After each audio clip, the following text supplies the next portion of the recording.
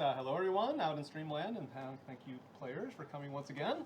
So this is Courage and Chaos. This is Dungeons and Dragons campaign for absolute beginners. So I am part of an organization called Rolling Rogues. Check out our Patreon. At Rolling Rogues, we teach people, absolute beginners, how to play games. We're teaching D&D. These people are all completely new to Dungeons and Dragons. They had just started playing at my introduction show a while ago, and they're learning very quickly. So each of these things has got a full story, it's a full campaign, but it layers on the lessons one at a time. So we really specialize in going slow enough that we leave nobody behind. So I'm very much explain things as I go, and I pretty much stick to the rules. I want you all to learn D&D properly, so you can go to any other DM and know how to play. Some people have already graduated on. This is about the time where people might say, like, oh, I've got the hang of it, I'll move on to another DM. That does not bother me at all. But I love this group, and we've got a good story going on. Let's see, what else about Courage and Chaos? This is all homebrew stuff that I'm doing, but right now we're about 8 sessions in. This is episode 8. Can you believe it? This is number 8. And you wanted to investigate the Cobalt lair. So you decided at the last session, you voted for what you wanted to do next, and this is to do another round of investigation. So you got to the end of the red area, the bottom of the red dungeon, you did some investigation. You all voted last time, you're going to now do some investigation. All the stuff you discovered about the Cobalt lair, Chop, the visor, the demons, all that stuff. And you can all pick something to investigate. So that's what this session will be about. 8 sessions in, you're really you're figuring out what is causing this world to operate the way that it is. And that's part of my summary. What are your goals? I always like to summarize things. Not everything that's happened. You should be filling each other in and all that stuff. So I'm not going to recap the whole story every time. And also, you can always watch the videos if you don't know. And that includes all of you. All the videos are all public. I actually did watch. Good. They're kind of fun, hey? Yeah. That's great. So I'd like to just talk about what do you want? What are your goals from the longest term to the shortest term? Well, your longest goal is to settle happily on the farm.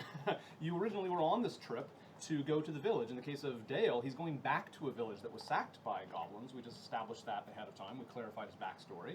Some of you may have come from the village and gone to Fall Crest to get help, or you've always lived, on the other side of the mountains, and you decided to come here for adventure. Your intention was to get into the Timberway Valley and go to one of those villages that's next to a farm and live a good life, either of adventure or farming or a trade or whatever else. But it's getting all screwed up by goblin raids. This has been getting worse and worse over the last year, and it's just getting more intense. Goblins are coming from the south, going to these villages, crossing the river and going to the villages, sacking them and bringing stuff back, and they're doing a lot of killing on the way. You were actually kidnapped by some kobolds. You don't know if it's related to the goblin thing, but kobolds being very greedy, they traded you for a lot of money after they captured you on your trip and dragged you down to the Caves of Chaos, which is down to the south. Well-known place, Caves of Chaos, a lot of monsters come from here. Well, you have a bit of the mystery filled in for you because you see a bunch of goblins coming out of the Caves of Chaos, getting behind banners with commanders and marching north saying, kill the natives, take their machines. So they come back, they go north, they come back with their arms laden with all kinds of, spoils of war. Obviously, they've been sacking the villages, so this is the source of why the village is being attacked. They come from the Caves of Chaos, but they're being organized, and they come back with machinery, which is very weird for goblins. Goblins usually just care about eating and killing and making more goblins and eating more things, etc. Repeat. Something's organizing them to go back, to come back with machines in their hands. They give these machines to the kobolds, and the kobolds are using them to do some sort of mining operation you're trying to put together. These machines are being used to assemble mining materials, to mine chaos shards, these little bits of metal that are very valuable. I won't go into all that since you know something about that. So that's one of the resources. Anyway, these farms are being destroyed. There's no point going to the farms now. You probably could escape right now. You could leave and probably travel 2 days and find yourself, you're level 2, you're strong enough that you think you can handle yourself. But man, this is the source. This is where all the problem comes from. So maybe you get to the bottom of it. What's organizing the goblins? Why are the goblins motivated to go raid the villages and come back with machines instead of just basically raiding the area immediately around them, which is what goblins usually do. So you want to figure out why the raids are happening. You found out that Jop, the kobold boss, who you just encountered, she was using the machines to make those mining machines, the chaos shards. You heard that gnolls take those mining machines and actually do the mining. Gnolls have something to do with the mining operation as well. But you haven't seen a gnoll before. But the gnolls are who the kobolds are working with, and the gnolls are using the mining machine. So you have a lead on where to look next. You have a way to disrupt this whole thing. You figure, well, this is a supply chain. Those of you who know about businesses, like, if we want to screw up this business, well, maybe we can stop the kobolds from helping out, The kobolds say that they want to keep making money, and you know the gnolls are paying them money. So what's the problem? Kobolds don't have a very high sense of morality. They just want money. After all, they're willing to kidnap and torture you, and they only recently became your friends. So you have a lead on how to disrupt it. You have a lead on where to look next. You finish this little section of the story with the kobolds, and it's time to reflect back, and you're going to dig deeper. You're going to find out more about what explains what's happening, because knowledge is power. You'll find more powerful allies, perhaps. You might find just leverage points that can help you get what you want. Or you're going to satisfy your curiosity. I think that's motivating some of you, is that you're just curious about what's going on. That happens a lot in Courage and Chaos over the 10 years that I've been doing this. People get fascinated with the story. You also spent some time delving into your memories last time. You stared at some mushrooms, and you thought about your past and all that. So we'll delve into that a bit. So we'll take some time to further develop your backstories. Just keep that stuff in mind. And that will help you connect to each other. And what does all this have to do with the Caves of Chaos? We'll find out. So you want to explore all that. As you do this, you might find out there's a purpose even more important than the Goblin Raids. Now, the Goblin Raids are bad, right?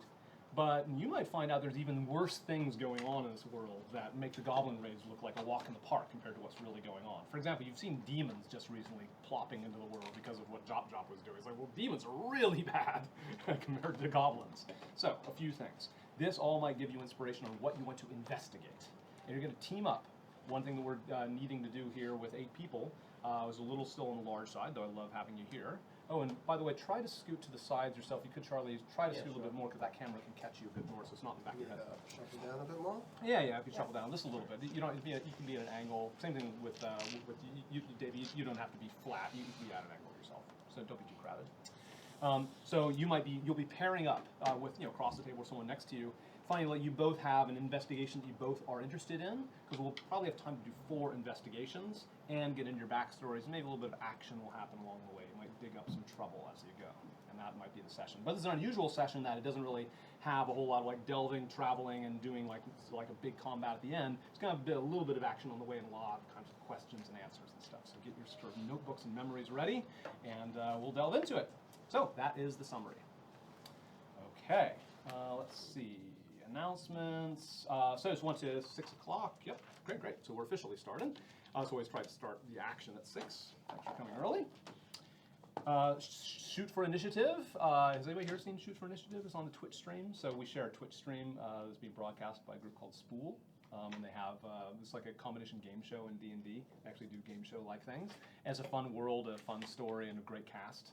So you can check that out. Both you and Streamland and you all around here might want to check out Shoot for Initiative. It's being made locally here in Brisbane. And Liam works on it and all that stuff, so it's great stuff. Myrrh, I looked up something about the Ice Knife and the Evocation Wizard. So you asked, as an Evocation Wizard, can you sculpt the spell so that Ice Knife does not affect your allies? Remember, you were working next to that bot. You're hammering on, I'm not sure if it was you, hammering on the bot? Oh, okay. Yeah, so you're the big out-of-control mech. Yeah, it was us. Yeah, you two. Yeah. Yeah, that's why I was pointing over there. I'll be sitting up. Yeah. So you two were working on the mech, and you were shooting an ice knife to the bot, but it creates this radius of like blast icy shards in a 5-foot radius around your target. And you're like, oh, I don't want to hurt my friends, or maybe you do, but you didn't want to admit that you wanted to hurt your friends. You have the power to sculpt spells, right? Yeah. So, and it's a level 1 spell, so you could leave 2 people out of the area. So I don't know if ice knife counts for this for it. It does count. So you can actually sculpt your ice knife around 2 people, not more than that. So, fire away with that ice knife when your friends are nearby. It's one great thing about it being a specialty, and this is a specialty wizard thing. You all have specialties that do all kinds of cool stuff, so you're all customizing your characters as you go. Even at level 2, you've got some neat stuff to choose from. All right. Because he was psycho, I thought he was a rogue. No. Basically, those number of people, they automatically save on their saving throws. The way you think of it, they automatically save, and if they would normally take half damage from a failed save, they take no damage. So think of it that way. Okay. The most recent scene is you've just dealt with Jop in an unusual way. Again, I've gone through this many times, and nobody's ended the fight quite like this before, where Jop was high on shard, her eyes were glowing, she was pouring this energy into this bot, and she was talking in the way that you're talking about. It's an acid trip, I guess. I know something about that. So she was completely spaced out and a little bit insane. Demons were popping out. You wanted to stop the demons, so you offered her, hey, I have another shard. This one is a glowing blue shard. Oh, so Darrican's. And even though she knew that she probably should hold on to it and wait until this high died down, I rolled some dice randomly, and she's like, oh, I just can't resist, because the other one was so powerful. Like, what would it be like to have two really powerful ones going at once? So her eyes are sort of alternating between blue and yellow, and as she consumed it, she didn't realize this shard was ripened with fear. Intense memories of fear is why it's glowing blue. Darrican's memories of intense fear. She just consumed it without even wondering what it was, and she just screamed. She is freaked out. She is in heavy trauma, partly because she was already high as a kite when she had this extremely bad trip, essentially, of getting extreme fear. So she is running around the room screaming, and she's seeing things, and she's swatting at things. She sometimes is like ripping open the hole above her head, and like fire and acid is kind of firing out. Like she apparently can like do damage with this thing, and she's firing but at imaginary stuff. She's kind of running around, firing randomly, and you're maybe staying away from her. And so she has a lot of nice stuff. So let's loot let's loot the place. She's not going to stop you. So Job is screaming around in a freak out. Demons had recently been released by Job as it described, and there's a final squishing sound. Ah, yes, that's right. That's the right slide. There's a final squishing sound as they have worked their way up through some tunnels. They're in a cave, and these slimy tunnels are up there, and their squelches are just disappearing. You decided to let the demons go. There were a few left, but you decided like, nah. They want to get away, we're going to let them get away. We're going to stay here with this loot, and we'll stay here with Job. So the demons went off, and who knows what they're doing up there. 5 demons, as we recall, so you're just hearing that as well. I don't like that you clarified how many it was. So we're going to run into them later. And you have a hoard of treasures. That's one of the first things we will do.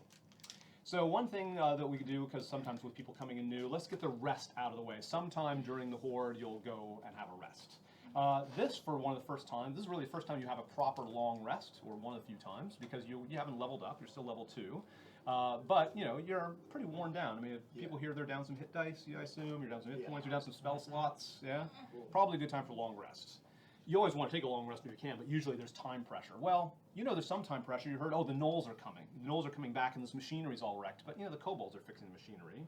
You're behind that little silver crack, and you don't think the gnolls can find you here. So this is about the safest place you could possibly be. Let's just stay. I was just about to say. You got like couches and. Job's got a party room. Yeah, exactly. Just hang out in this party Stuff room. Yeah, if you can around. stand her screaming and blasting things, eventually she'll work herself That's into a enough. stupor. That's It's enough. just we have ways of quieting that. Yeah, the door can open and close. You can shut her into her own room. You know, it's like, okay, can Job, shove her out you of do the your hall. thing. Yeah, sure, shut her out there, and you Shove can her out relax the here. crack. So let's talk about what a long rest is, because apart from the raids continuing every day and the gnolls coming, you think that this is about as safe as you can get. As you rest, before we do that mechanically, let's talk about let's talk about the mechanics of it, and then think about what do you do to relax, because you have about 8 hours, right, to do this. Okay, long rest does the following. As you long rest, you have to decide whether you want to remove your armor or not. If you're wearing medium or heavy armor, you can't sleep in your medium and heavy armor without paying a price. You're ready for anything, so if a fight breaks out, you're ready to fight. However, if your armor is off, it's going to take you longer than a minute to put it on, so you basically won't have armor, so your AC will be lower for that fight. If you sleep with your armor on, however, you normally don't get as many hit dice back. Good news, though. If you're only at level 2, you still will get 1 hit die back. At higher levels, it starts to dig into you more. So normally, you'd say, I'm going to sleep outside my armor because I want to get my hit dice back. But don't worry about that this time. However, if you had a level of exhaustion, this happens if you get very cold or get poisoned or in various things, you have what's called an exhausted state, and you also don't get less exhausted if you sleep in your armor. But nobody here is exhausted. I don't think they've even covered exhaustion, right? So you armor wearers, okay, great. So Is it early I for would recommend that medium? you sleep in your armor, unless just for color reasons you want to be out of your armor because you feel like it's filthy to sleep in your armor. Feel free to commit to whether you have your armor. So I'd say you're on your honor, you're going to commit to having your armor on or off as you do a long rest. Just sort of make a little note, if you've taken it off, because I might say, surprise, you're being attacked, and you have to be honest that your armor is off. Is it only medium and heavy armor? Yes, only medium and heavy So armor. light armor's Light fine? armor's fine. Yeah, leather armor you can sleep in, no problem. Oh, cool. Yeah, Yeah. I think we only have. Right, yeah, so it's just uncivilized, yeah, for Tulip to sleep in heavy armor. Okay. Do you have any Sure, armor on? He's got chainmail. Damn. I also do a random roll for an encounter, depending on how dangerous your place is and how dangerous you've left it, or the circumstance is. I have a fair and square sort of roll, but it's secret. I mean, you'll probably find out if I rolled high, because you'll be attacked by something. And if my roll is high, something will attack you during the night. It'll maybe sneak up on you. And I do a sort of a quick and dirty, so I do some house-ruled things or some simplifications, all DMs do. And mine is I don't say, okay, who's on shift once and all that stuff. I basically do some randomized stuff here. I'm going to keep it simple. I just want each of you to say, is there anything that you do or are that makes you especially safe at night? So for example, if you're an elf, you go into a trance instead of sleep, which means that your perception is still fully functional. Your passive perception is still going. You're kind of facing in one direction, so something could be creeping behind you perhaps, but generally you're aware. Whereas if you're asleep, it's like you basically don't have perception at all. Unless something makes a really loud noise, you're not going to wake up because you've been battling all day. You sleep pretty heavily. So that's one thing. So I would say, okay, who here has stuff that makes your rest a bit safer? Say, oh, I'm an elf, and so I'm an elf. And somebody might say, I have an alarm spell, and I'll cast an alarm spell. Or I have a familiar, that's going to add to the watch because you have more people to rotate through. Just mention those things, and I'll just sort of make a little note of how many points worth of stuff you're getting. Yeah, if you have an NPCs generally aren't good at combat. They tend to sleep like the dead, and Dak Dak's very busy working on the machine shop. That's right. I was gonna say, because with us, we could go, hey Dak Dak, can you just like tinker with this stuff in here? Tinker. And then I just make them on the screen. Into the room because he can't. That's right. Yeah, you're behind the silver crack. I assume that you're sleeping behind the silver crack to be safe from the gnolls. But it might be an option. NPCs and followers, they don't tend to help you out a lot because they're not fighters. They need to be aware. Yeah, possibly. Yeah, I'd account for that. Like if you have a big room, so I'll do that actually. So I'll say I'll start giving beads out here. What? Are we in the abyss? She's opening. No. So she opens these holes in the abyss, and then things come out of the abyss, and the holes close up again. You don't want to go in there. It's like a tumble dryer full of black rocks and lightning. Those little holes, good thing they seal up. So I'm going to put one thing for you. Have a bunch of friends outside. Let's call that one. How many elves do we have? Raise your hand if you're an elf. Doesn't count if you're half elf. I don't think so. No. Okay. You look it up, but you'll say in your character whether you sleep or not. I always forget whether half elves in 5th edition sleep or not. I'll say I'm more human. Yeah, maybe you're 3/4 human. Anything else that people could consider? Could I familiar. have Okay, some caltrops which I bought at the machine shop? I'm Yeah. a half If I scattered those at the front Very good. of the silver crack. Caltrops, okay. We'll I can assume you'll pick collect them up them again. later? Yeah, you can collect them later. So Maybe no one steps on yeah, so you don't have to cross them off. Normally say, cross them off and pick them up. That's okay. This will be for short. So I give you another point for the caltrops. Great. Stuff like that is what you get. Anything else? Anything else going? Prayer with count. And what? Would prayer before sleeping count for anything? I can say that part of your perception, the fact that your wisdom gives you high perception is because you are kind of in a prayerful state. So I'm kind of accounted for that. The fact that your high perception and wisdom is high is sort of meant to simulate that. So I guess the fact that we're elves, like we have the trance, but we also use half time. Yes, and half the time. Yeah. So I'm sort of combining those as well. Yeah. That's right. Yeah. I have a long hempen rope. I thought I could tie it at the door or something so anyone who comes through could trip and we could be... Okay. Sure. What I'll do is I'll roll secretly on your behalf, looking at your stats about sort of how good a job you do setting a trap. You don't know, so I've rolled on your behalf secretly. Okay. Yeah, you do have that special rope. Can I take my prayer beats and just send a prayer? That would just be your wisdom kicking in. That's your perception. You're praying So to if the you've done wrong well, God. I've put a bead in my hand. If your trap was good enough, I'll reveal. I have an Well, I can go Yeah. team us. And only one more minute. We gotta keep moving. So for the ball bearings, Mhm. is there a way that we could scatter the ball bearings? Oh yeah. Do you have ball bearings? Yes. Oh, great. Ball bearings are great. Yes, ball bearings are another great way because they How make noise. They're tall hard. are these ball bearings? There's 1,000 of them, but they're all like that big, I think. Okay, yeah, I guess I'll just... Sort of pour them around. Okay. I think we're good.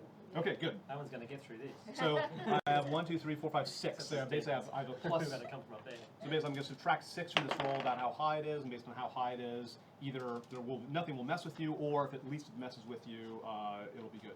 The rope was well tied, so I'm actually added a 9th one to that. Okay, let me look that up. So if I've rolled high, you're going to have a random encounter, even despite your things, but you might have a bit of advantage. Hang on. Sort of want them things to come back so we can get more XP and level up. Not really. We don't need much to get to level 3. Yeah, 150. 150. Okay. During the night, Jop's paranoia kicks in, and you get into a bit of trouble. So there is a bad random encounter because of Jop. Her fear has gotten to her so much that she temporarily thinks that you are enemies. We're going to do a very quick combat. Just a quick little damage round. This is a quick combat. There's a slide at the end there, Liam, which you can jump to. I knew we'd be doing this a couple times, possibly, called Quick Combat. So I'm going to put 8 beads down here. And I think you know the deal. We've done this before.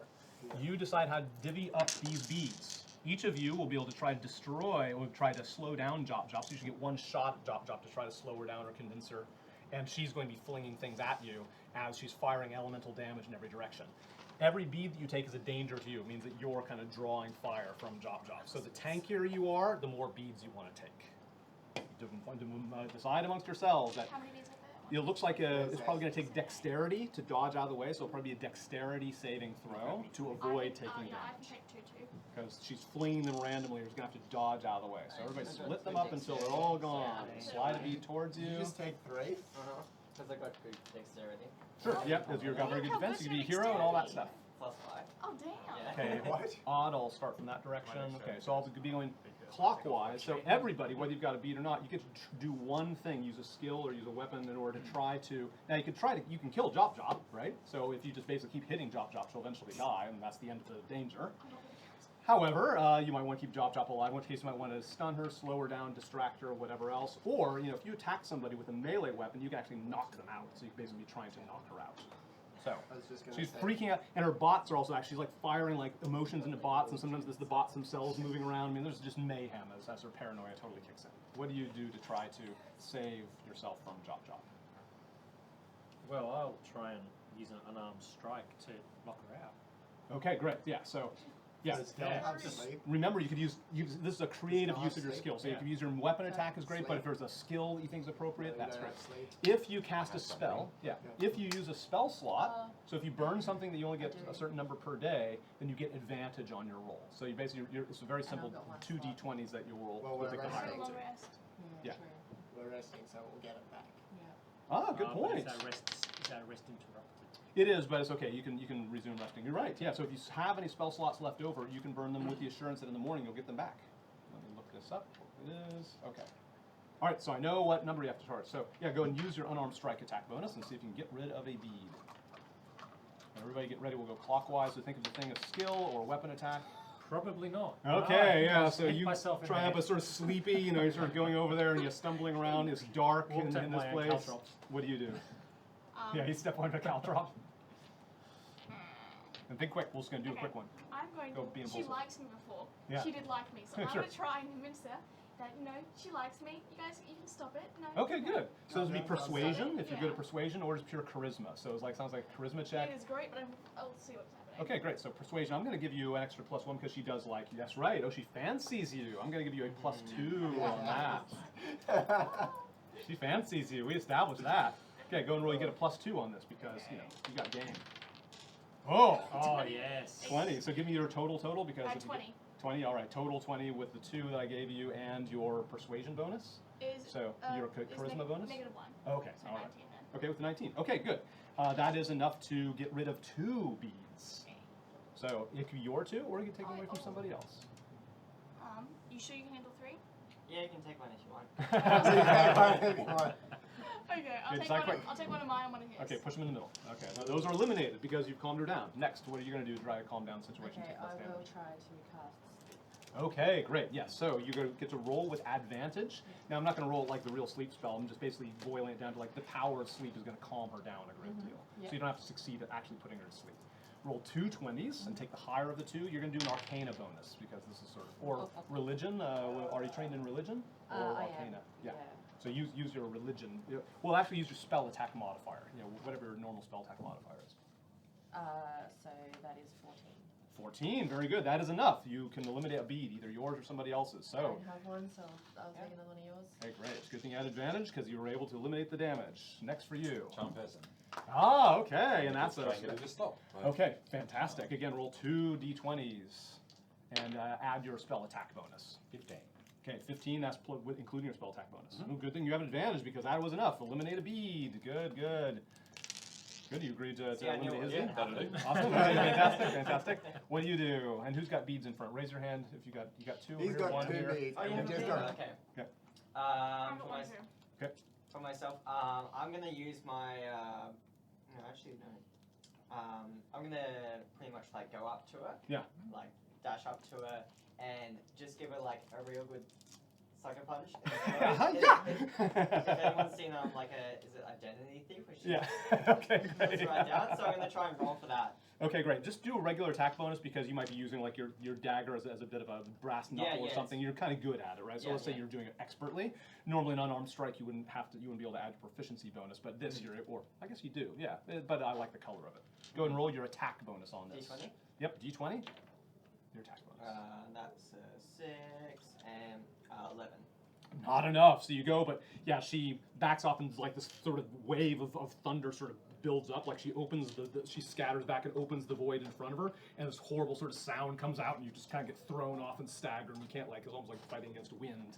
You're not damaged yet, but that's very dangerous of her. What are you gonna do? Pull up the Cobalt manacles Yeah. and try to put them on her wrist. Okay. All right. Yeah, that makes sense. So do a strength check. Are you good at strength in general, or let's call this an athletics check? Yeah, I'm good at athletics. Yeah, called athletics. This is what it is. And you're pretty good. It's one of your things that's already a pretty good skill. 17. 17, very good. Eliminate a bead from yourself or somebody else. So you slowed her down. Very good. Okay. Yes. What do you I'm do? good at strength, and I have this special rope, and I'm going to Yeah. try and tie her up. Yeah, that's great. Yeah, if you rolled well, it means the trap that you set sort of she trips over the trap as well. So I like that very much. So let's see, you're going to use strength. So you'll be athletics would probably be the best way to do it against like a grappling sort of thing. So your strength bonus is fine. If you have athletics, that would help. Yep. So what's your strength? +2. I'm going to give you an extra +1 because you're using that magic rope, and you did set it quite well. So you got an extra +1 on this. It's 11. So You got 12, 13, and 14 with this. That's good. Good enough. All right, eliminate a bead. Oh, you're doing so well. I'll take those. My goodness. Yeah, put those in the middle. Oops, In the middle, sorry. not the other one. And last. You want my for- bead? Sure. Can I cast shield into shield him from damage? Yeah, try it. Yeah, so this will help. What it'll do is that you'll might chill it out, but you'll effectively remove a bead. Okay. Shield, again, you're burning a spell slot to do this. You'll get it back. Clever idea. Go for it. 12 You get plus, to roll advantage. Only if we do that. Yes, roll with advantage because you're using a spell slot. Good point. 12 spell attack bonus. Yes, with your spell attack bonus. 17. 17. So again, for those of you watching, this is a quick form of combat that I do where I just try to get the effects of combat in much less time, and it's much more creative and cinematic. This is kind of like what streaming style, more cinematic style D&D is. I'm sort of teaching you that. You pick something off your character sheet that has a good number on it. You tell a nice story. You roll a d20. So it's just very, very simple, and I have a cutoff number, right? And then I'll do things like, you use spell slots, I'll give you advantage. Very simplified stuff. We do, of course, real combat, like when we fought, the demons and stuff. So we do real combat here. This is a nice sort of quick combat. All that to say, that's why you had advantage and why you use your spell attack bonus. So what you're doing is you're sort of deliberately attracting or getting between her and your friend. So this blast of lightning is coming towards you, but you jump in the way and the shield absorbs it. So that's why you've eliminated that. Okay, who's still got a bead in front of them? Me? Okay, only you. So, you do a dexterity saving throw.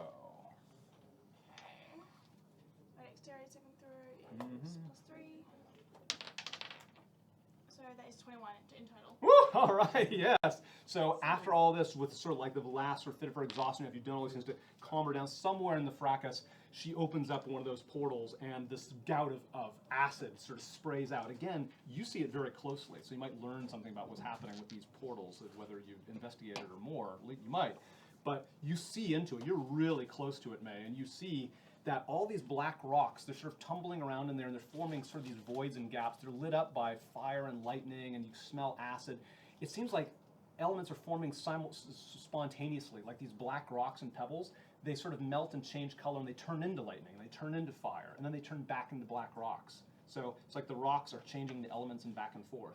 And when she's attacking you, when she pulls this open, she's sort of concentrating with her glowing eyes. A stream of those black rocks, those pebbles, comes tumbling out of the void at you, but as it comes towards you, just as it reaches you, they turn into acid, right? So there's something about this transformation from one element to the other is the key to what this attack is like. This is the same as what the kobolds were doing. So remember when the kobolds were, the machines that were attacking you were sort of firing you with acid and stuff like that? Sometimes it was a similar kind of effect. Anyway, You have this blast in front of you, but because you're very dexterous, So you see the rocks coming, you sort of jump out of the way, you might roll across on the ball bearings, to speed yourself up, and this blast of acid sort of spatters everywhere. It spatters, creates this sort of, this nasty smell and burns into the rock a little bit, but then poof, they turn back into black rocks, and then the black rocks vanish. Very strange.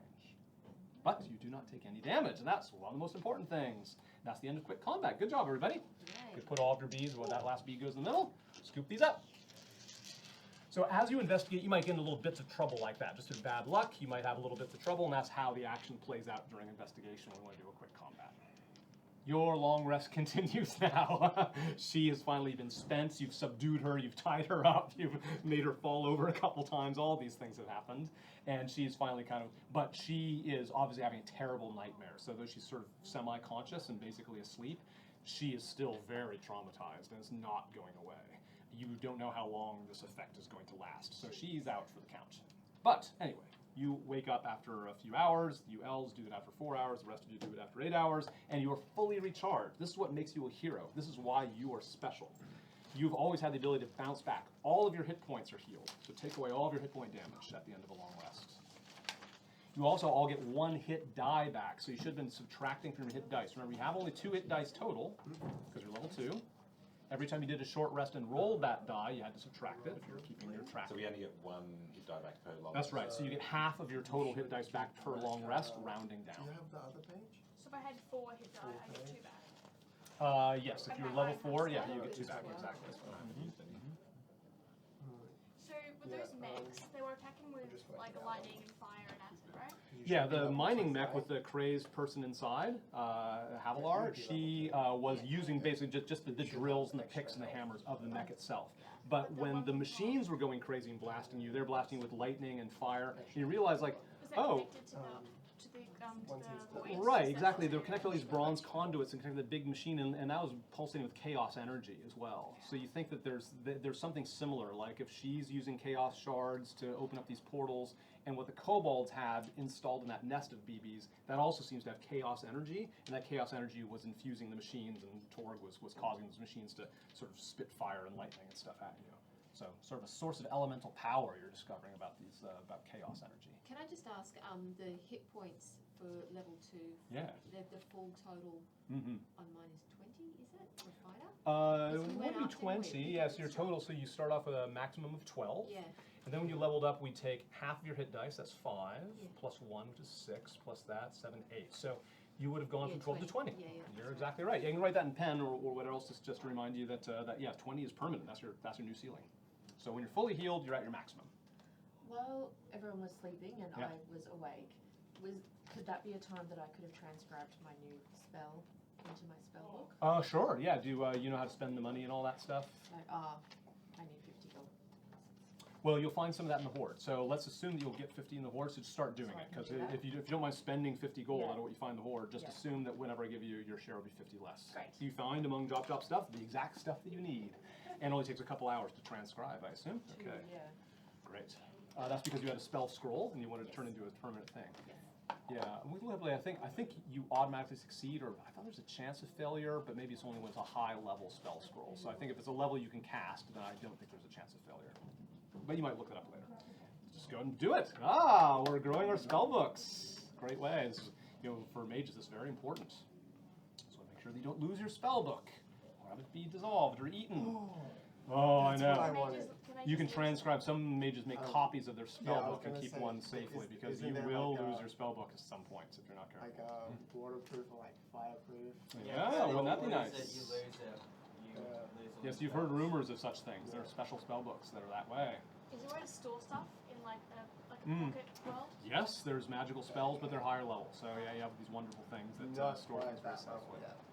Your powers are all recharged, so anything you get on a short rest, you also get on a long rest. So your second wind comes back, for example. So check that your arcane recovery has come back. So make sure you tick that, right? So those things that you only get once a day, they're all recharged. Magical items, they often can do things only like once a day. Those would be recharged as well, if that were the case. You also have to eat and drink. I like to teach this stuff. I know it sounds pedestrian, but it's good to get used to. If you were in a sort of desperate situation, you worry a lot about food and drink. You could probably buy some more from the Cobalt. So let's drift past that. If you were like out in the wilderness, I'd be saying, oh, cross off a ration, you know, cross off your water skin. But you'll be meeting the Cobalts very soon. They have food and drink there. You can buy stuff from them, and it's very, very cheap. So let's not spend time with 8 people doing all that. But do be aware that if you don't already have rations and a water skin written down, your character does not have it. And if you are alone, or if you're in the wilderness and I say, okay, now you're accountable, you'll have to borrow from somebody else and owe them a favor. So if you don't have it, think of buying some stuff soon. Or maybe some extra rations. So rations worth 1 day. So if it says 10 rations, it means you could wake up 10 times. Essentially, let's pretend you have 1 big meal a day as adventurers. You'd be eating one of those 10 rations right now. But don't worry about crossing off right now. We won't take that time. Well, after a long rest, any diseases that you have would progress. You have a chance of the disease getting better or worse after overnight, but nobody has any diseases that you know about. This is where I roll a die. Ah, interesting. So you might have a secret disease that I'm tracking, but other than that, you're fine. So is that if we were poisoned in the last round, does that mean that's No, that's fine. Poison is more temporary condition. Yeah. So any bad conditions, you know, like if at the end of the combat you were poisoned, you would recover. You know, you would eventually make your saving throw. Last thing is, who is wearing a ripe shard? Who's got a necklace with a colorful shard around it? So if so remember I said you're committed to having around your neck or not. So by default, you've written down. By default, I assume you're wearing it, but always mark down since no, I'm not wearing it. If you were wearing it yesterday, when did you experience that emotion? So anybody have ideas like the emotion that your shard's ripened with? Was there something that happened here at the table that evoked that emotion in you? Just in general fighting. Anytime I fight. What is your emotion? Excitement. Excitement? Yeah, you're very excited. Yeah, I think that would count. So you would just put another tick. You have it's glowing a little bit brighter. So what number did you have next to it? You had a number of how much it's 3, glowing. I think it was. Now it's a 4. Who else has got an emotion they felt like they felt yesterday? Oh, you honestly felt. You know, Sleep, just a long rest, because my emotion was, probably not a better word, but sort of safety and care. Ah, safety, Just sure, the long okay. rest, Yeah, you yeah. know, it was By being amongst all these friends and all the yeah. care that you took, you set up the rope, you set up the caltrops and all that stuff. Yeah, you felt safe. So go ahead and give yourself a point there. I was pretty inspired by just the surroundings, Jop's Good. decorations. Good example. Yeah, thank you. Yeah, give me these details and justify to yourself. Yeah, that's great. Yeah. I was feeling pretty vengeful that even after we spared her life and we let her stay with us in the cave, she attacked us at night. All right. Pretty Yeah. vengeful about Okay. that. Good. Good. I agree. I agree. So for all these people I'm saying yes to, just make sure your number goes up by 1. Anybody have any questions about that, or you're not sure? I feel like Jill might have felt a bit of fury. And how so? He offered the shard, and she's like, no. It's like, so like basically tried to use the, what was it? Persuasion? No. Yeah. Intimidation, trying to. Oh right, yeah, and you didn't succeed, right? Or at the end you're furious that she refused you at first. I forgot what happened. Him, so that, Oh, that's right. That motivated you. Great. So you got a good justification. Yes, fury. You felt more fury. I'm wondering how I can get out without a shard. No, yeah, exactly. You valiantly gave away your shard to help the party, but in this case, you made the sacrifice to stop the fight. I should give you a plot point. Did we all have to be wearing the shards to come in? That's right. Yeah, we do. Yeah. You all were, yes. You're wondering about that. Can anyone How wake do you me get up out to of here this without a hole? shard? That would be interesting. Give me your card. I'll give you a plot point. So when you act in character, in a way that, as a player, like he didn't have to do that. He could have said, "Everybody's going to take damage. I'm not going to sacrifice my 50 gold piece or whatever this thing is worth in order to stop the fight." Well, maybe it's worth 50. You heard that they're worth a lot of money. But he was acting in character. His character did something selfless, or like his character did. He, as a player, knew it was kind of a bad idea because they could have fought and could have gotten more experience. But as a character, he couldn't resist doing it.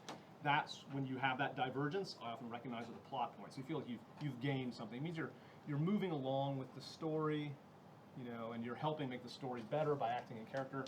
A plot point, you're allowed to re-roll any die, including somebody else's. You can force re-roll any die at any time. That could be a Did saving you just throw. say including someone else? Including someone else's, What yes. about including the dungeon masters? Yes, including what the monsters roll. Yes. So you can re-roll 1 die at any time. Nat 20. That's no, So all- Liam, that was quick combat. You can go back to we'll go back to investigation, I think. So how did you guys get the shards around your neck? How did you start writing You them? got Yeah. That was the magic And, key. and I one, got- one up I from that, got Liam. one. Sorry. No, one no, more. this was when we were mushrooms. away. Yeah. Just go up one more slide from that because I think I. you probably have to go back to the mushroom. So we got- last session. Yeah. Okay. Okay. Last session, We're going That- away that- for. last session, Duck gave them They were ripener. Okay, Horde splitting. Okay, let's get on to the Horde, shall we? If you have a ripener one, you can quickly back. Oh, spell switching. Last thing on long rest, you have to commit. So those of you who prepare spells, you have to commit right now to what spells you've prepared. I'm not changing. So if you have a question about that, it's best to ask beforehand. Hopefully I've already described that well enough. I'm not But changing. as, again, I don't check on people's character sheets. There's too much. You're just on your honor to keep track of your own gold, your own exhaustion, your own rations, your own spell slots, all that stuff, right? Just it makes the game more fun to do it properly. Spell switching. So commit now to what spells you think you will need today. All right.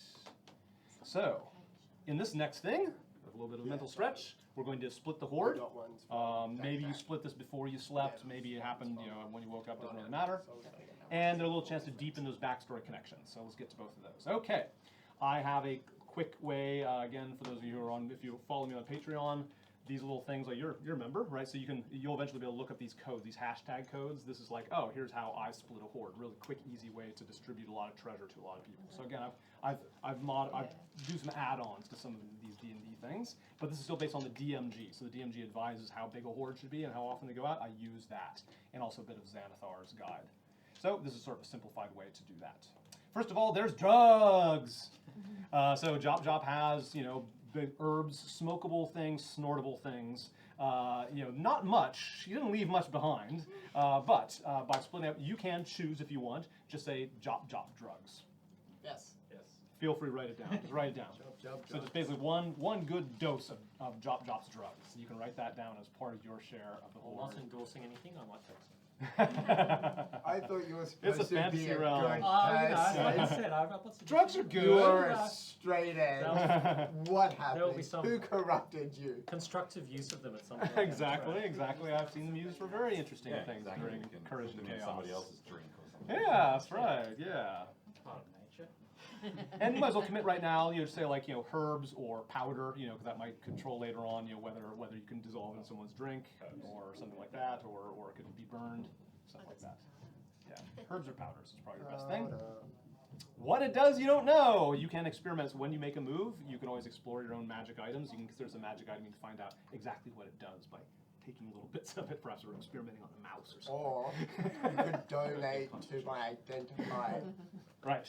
cause. Here's the money. Speaking of the identify. Okay, so when you split up all the money that you find in Jop's area, and she's still out of it, so you can take it freely, you find the following.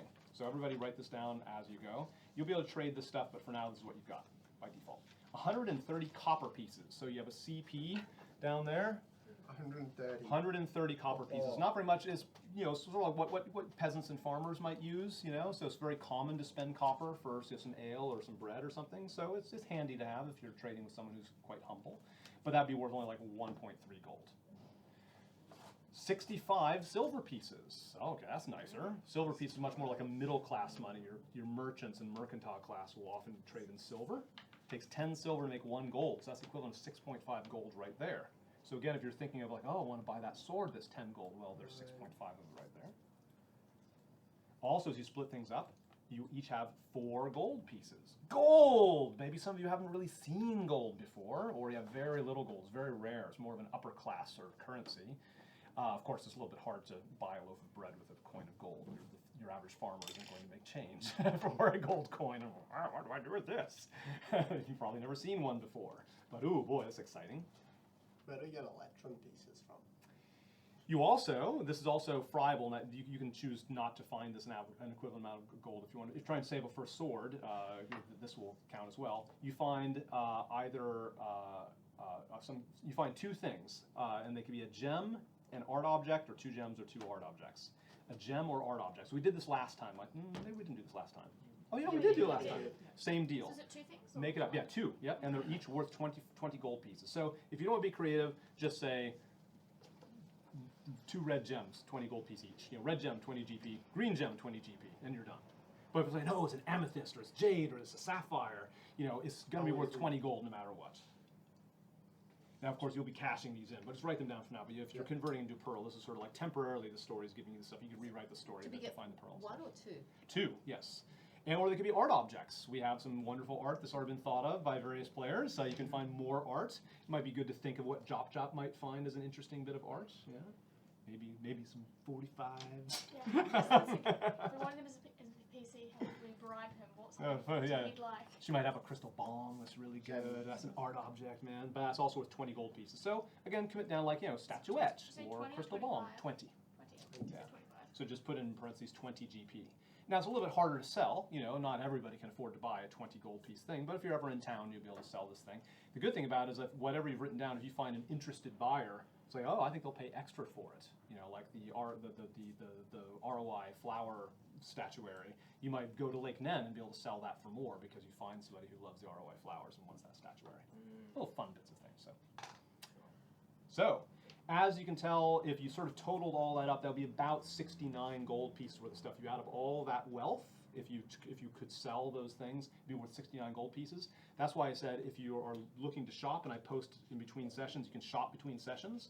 What you do is subtract from that total by subtracting any combination of what you got there, and instead get that sword, get that armor, whatever else. Is Common there items. magic items in this? water Yes, last those magic items. I saved the best for last, May, and that May's eager to get those magic items, and that's exactly what I you know got. exactly what I want to find in that pile. Oh, don't get your hope. Oh, yeah, Don't might not break be your there, heart. but There's might so not be many there. magic items. If you want a particular magic item, what you want to do is get a lot of money, because eventually you'll be able to go to town, and you can come early and say, oh, I'm going to shop. So if you come to a session early, we have some rules about how you can spend some money, take some chances, and you can find a specific item. And you can have items made, as a matter of fact. You can have somebody make an item. And not that, you can have uncommon items made for you, or you can find that. Come early and we'll talk about that. But for now, you find two things. Well, this is how I do it. So again, normally I'd say, oh, you're going to roll, I'm going to look it up on the table, but I like giving out cards of cool stuff. So little magic item cards, I like doing that, and I like having researched ahead of time what I'm doing so I can speed it up. So I'm doing, again, a simplified thing here, but people still love rolling dice. So each of you is going to roll, this time a D100. We haven't rolled a D100 before, have we? We have. We have? Okay. So D100, if you've got somebody next to you who doesn't understand how to roll D100, you go and help each other out. Remember, it's 2 dice. The 2 dice have got an irregular size. You always find a D10 or 2 D10s. Yeah. One has one has multiples of 10, and one has multiples of 1. You roll them both together and just record what your number is. 82. Just Red's Thirty. 10. 83. Yeah. 82, 35, and Or doing you all keep this. three, got more. What else do we roll? First one, the 10. D100. Yep, roll a D100. So give me a D100 roll. And yeah, check each other. So take a look at each other's rolls to make sure that if you've got no idea what you're doing, let me know. I was curious what the numbers are. I don't need to worry about it. I'll do my official roll. That's 0, isn't This it? one? Yes, so that's 0, 10, so that's a 0, 5, yeah. But if it's 0 and a 0, it actually is 100. If they're all Mine zeros, it counts as 100. 90. What is your total there? Wow.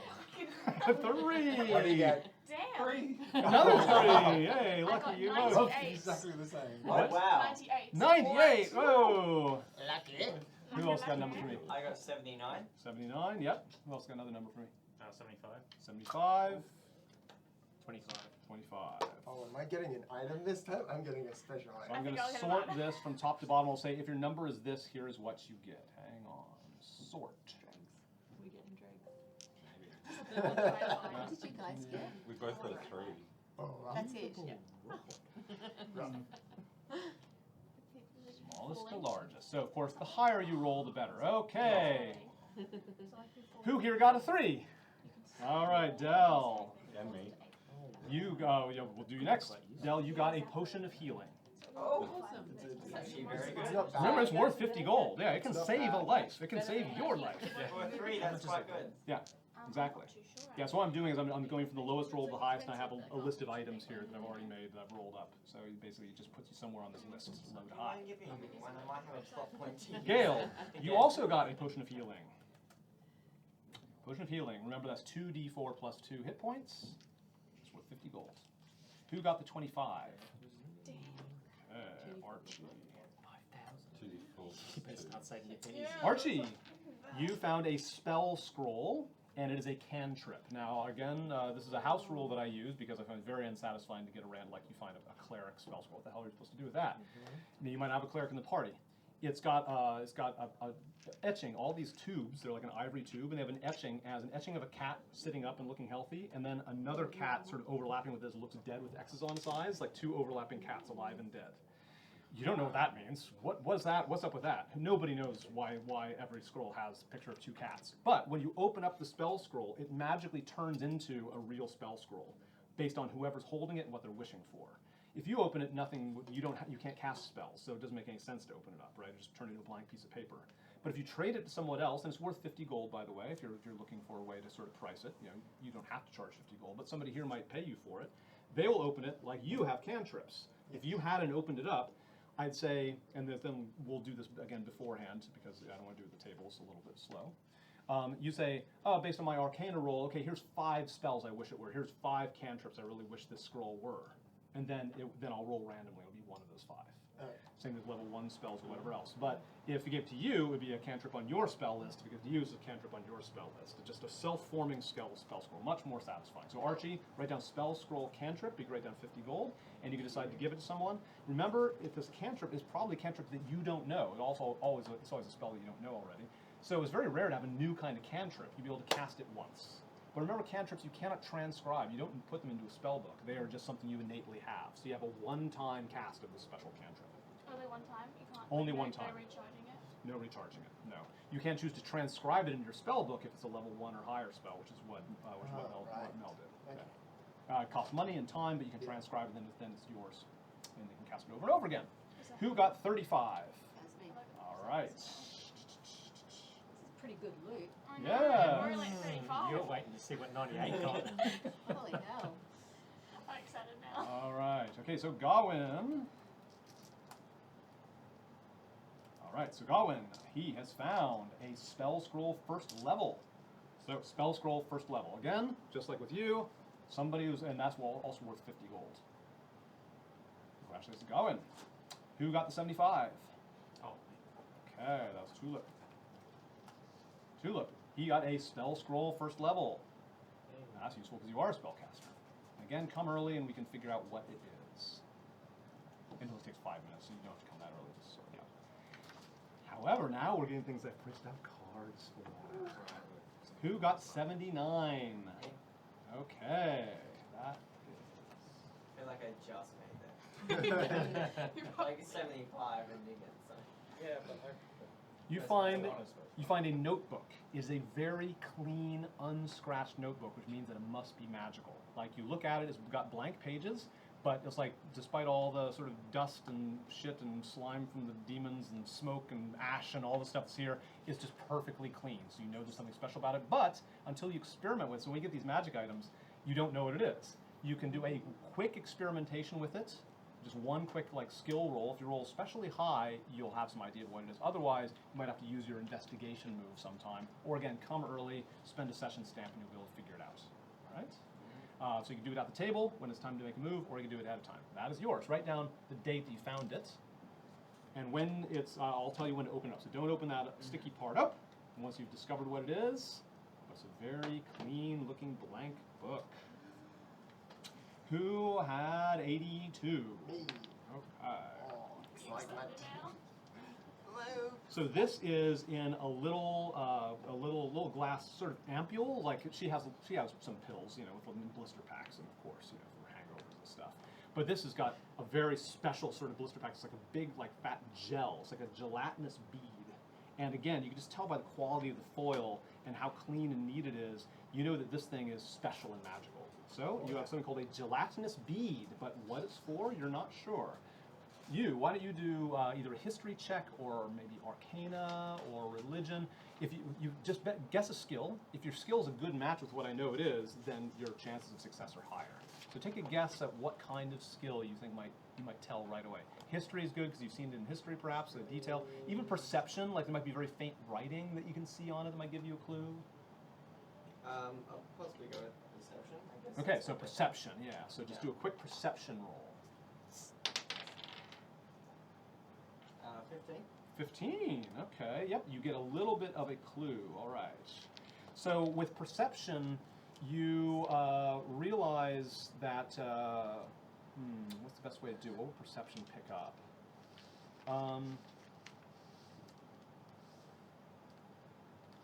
Well, it was dusty, dust had collected on it.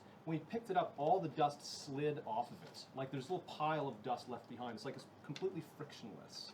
You think that it's, you know, from what you can tell, like, and then that inspires. It's like, well, I'm going to like smudge some beer or some blood on it, and it's like it just doesn't stay on. Like the blood or the dirt sort of rolls right off of it again. So you just tell by your perception, like this is not. It's not like normally clean. It's like magically clean. But that's not a great roll, so I'm not going to tell you exactly what it is. I'm not going to reveal your card, but it does seem to be especially resistant to smudging of some sort. Because it's like it can't be dirtied.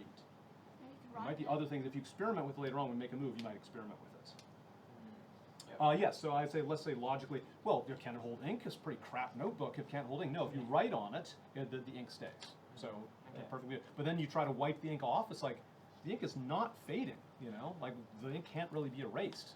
So, neat stuff.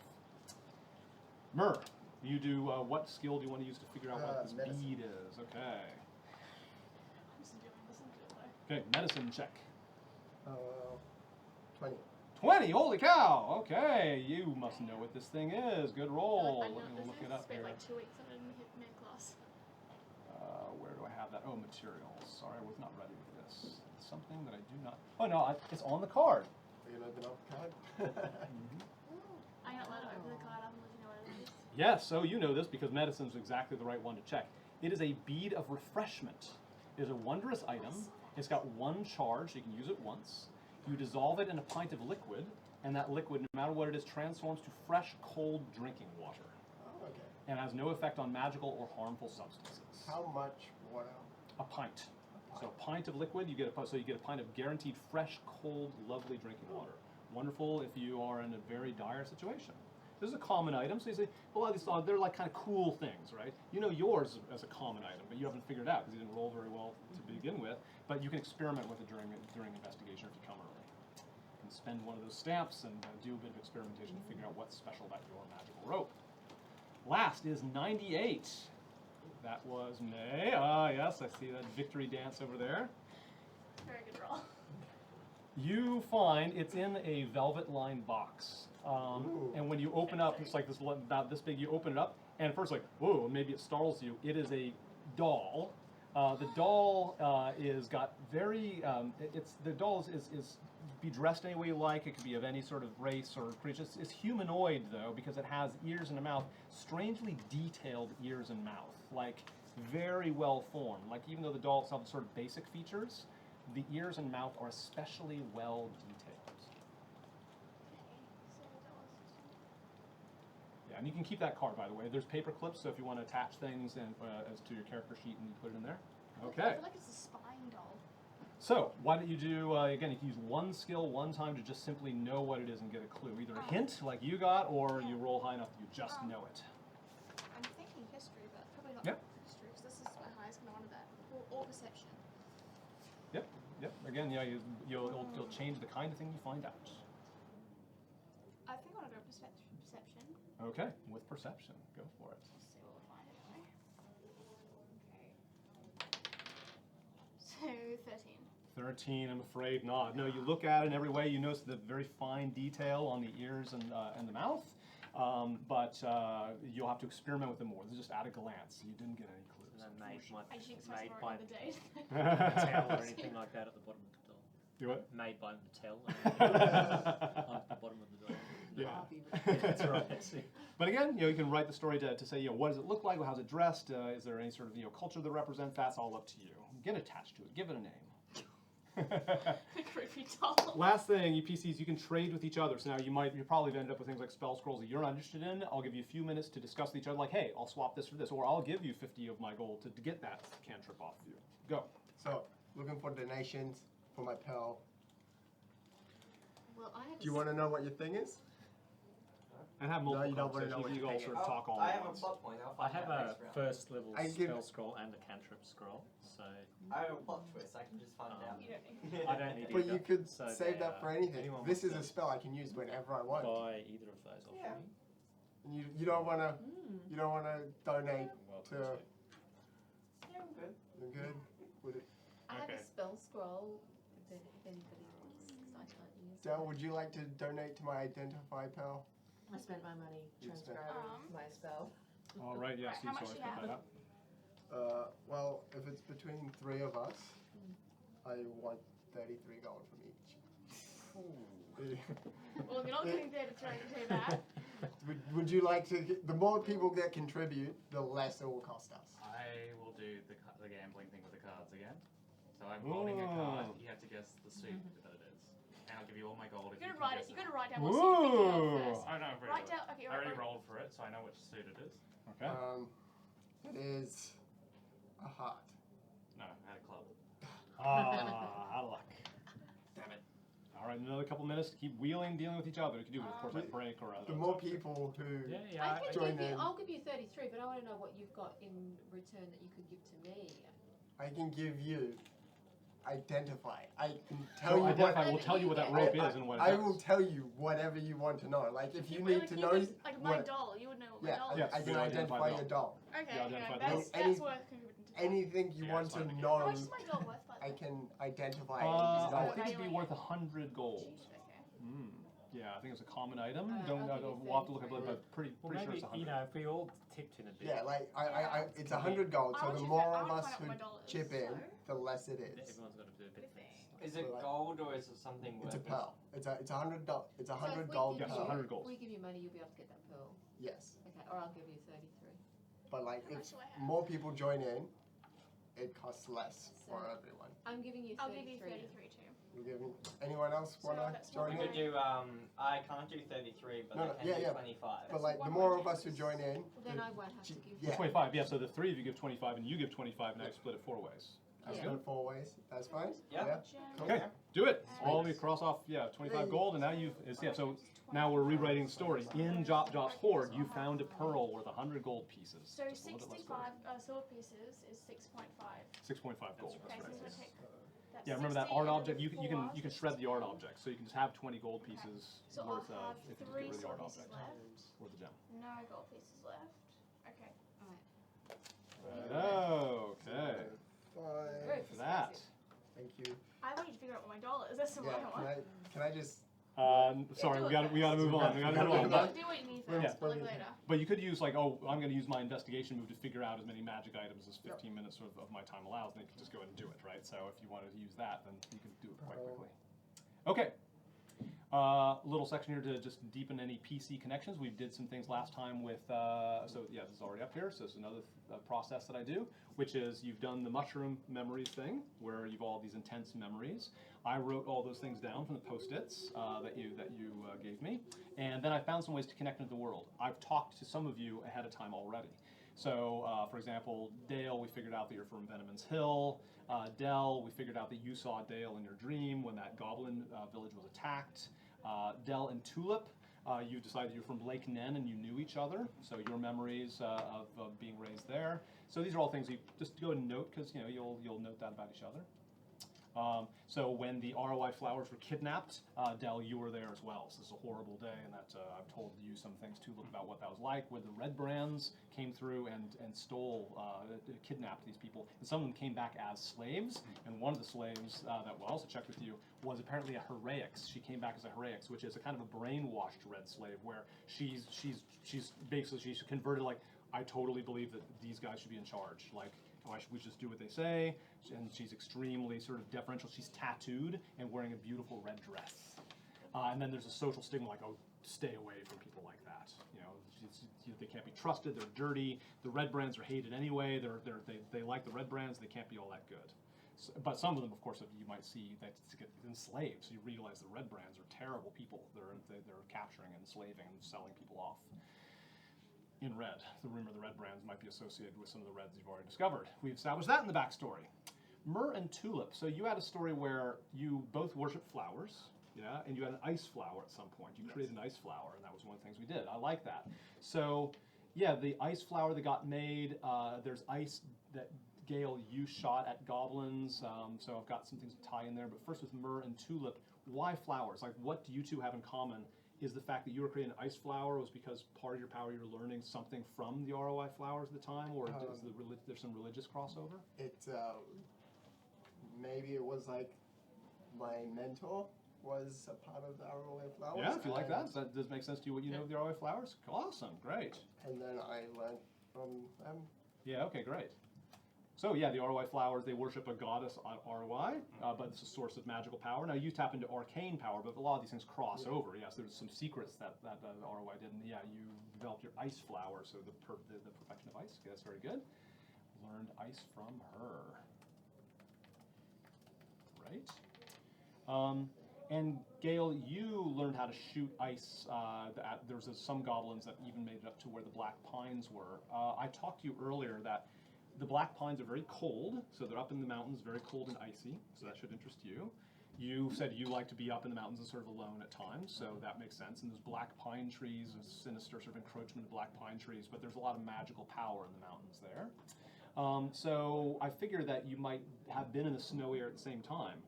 You suggested maybe you were a spider spying at a time when Myrrh was there, like in an icy cave, maybe by the instruction of the ROI flowers, like go up in these mountains and discover the power of ice. And you actually saw Myrrh doing some magical experiments. That was something that you liked the idea of. Yeah, and I was, it's when I discovered, sort of spontaneously after studying and being fascinated by a spider, that I could, if I concentrated, turn into a spider. Yes. And I was hidden in the cave that, Yeah. if that works. Makes sense. Yeah. So do you mind having discovered, like, maybe made this ice flower in that cave?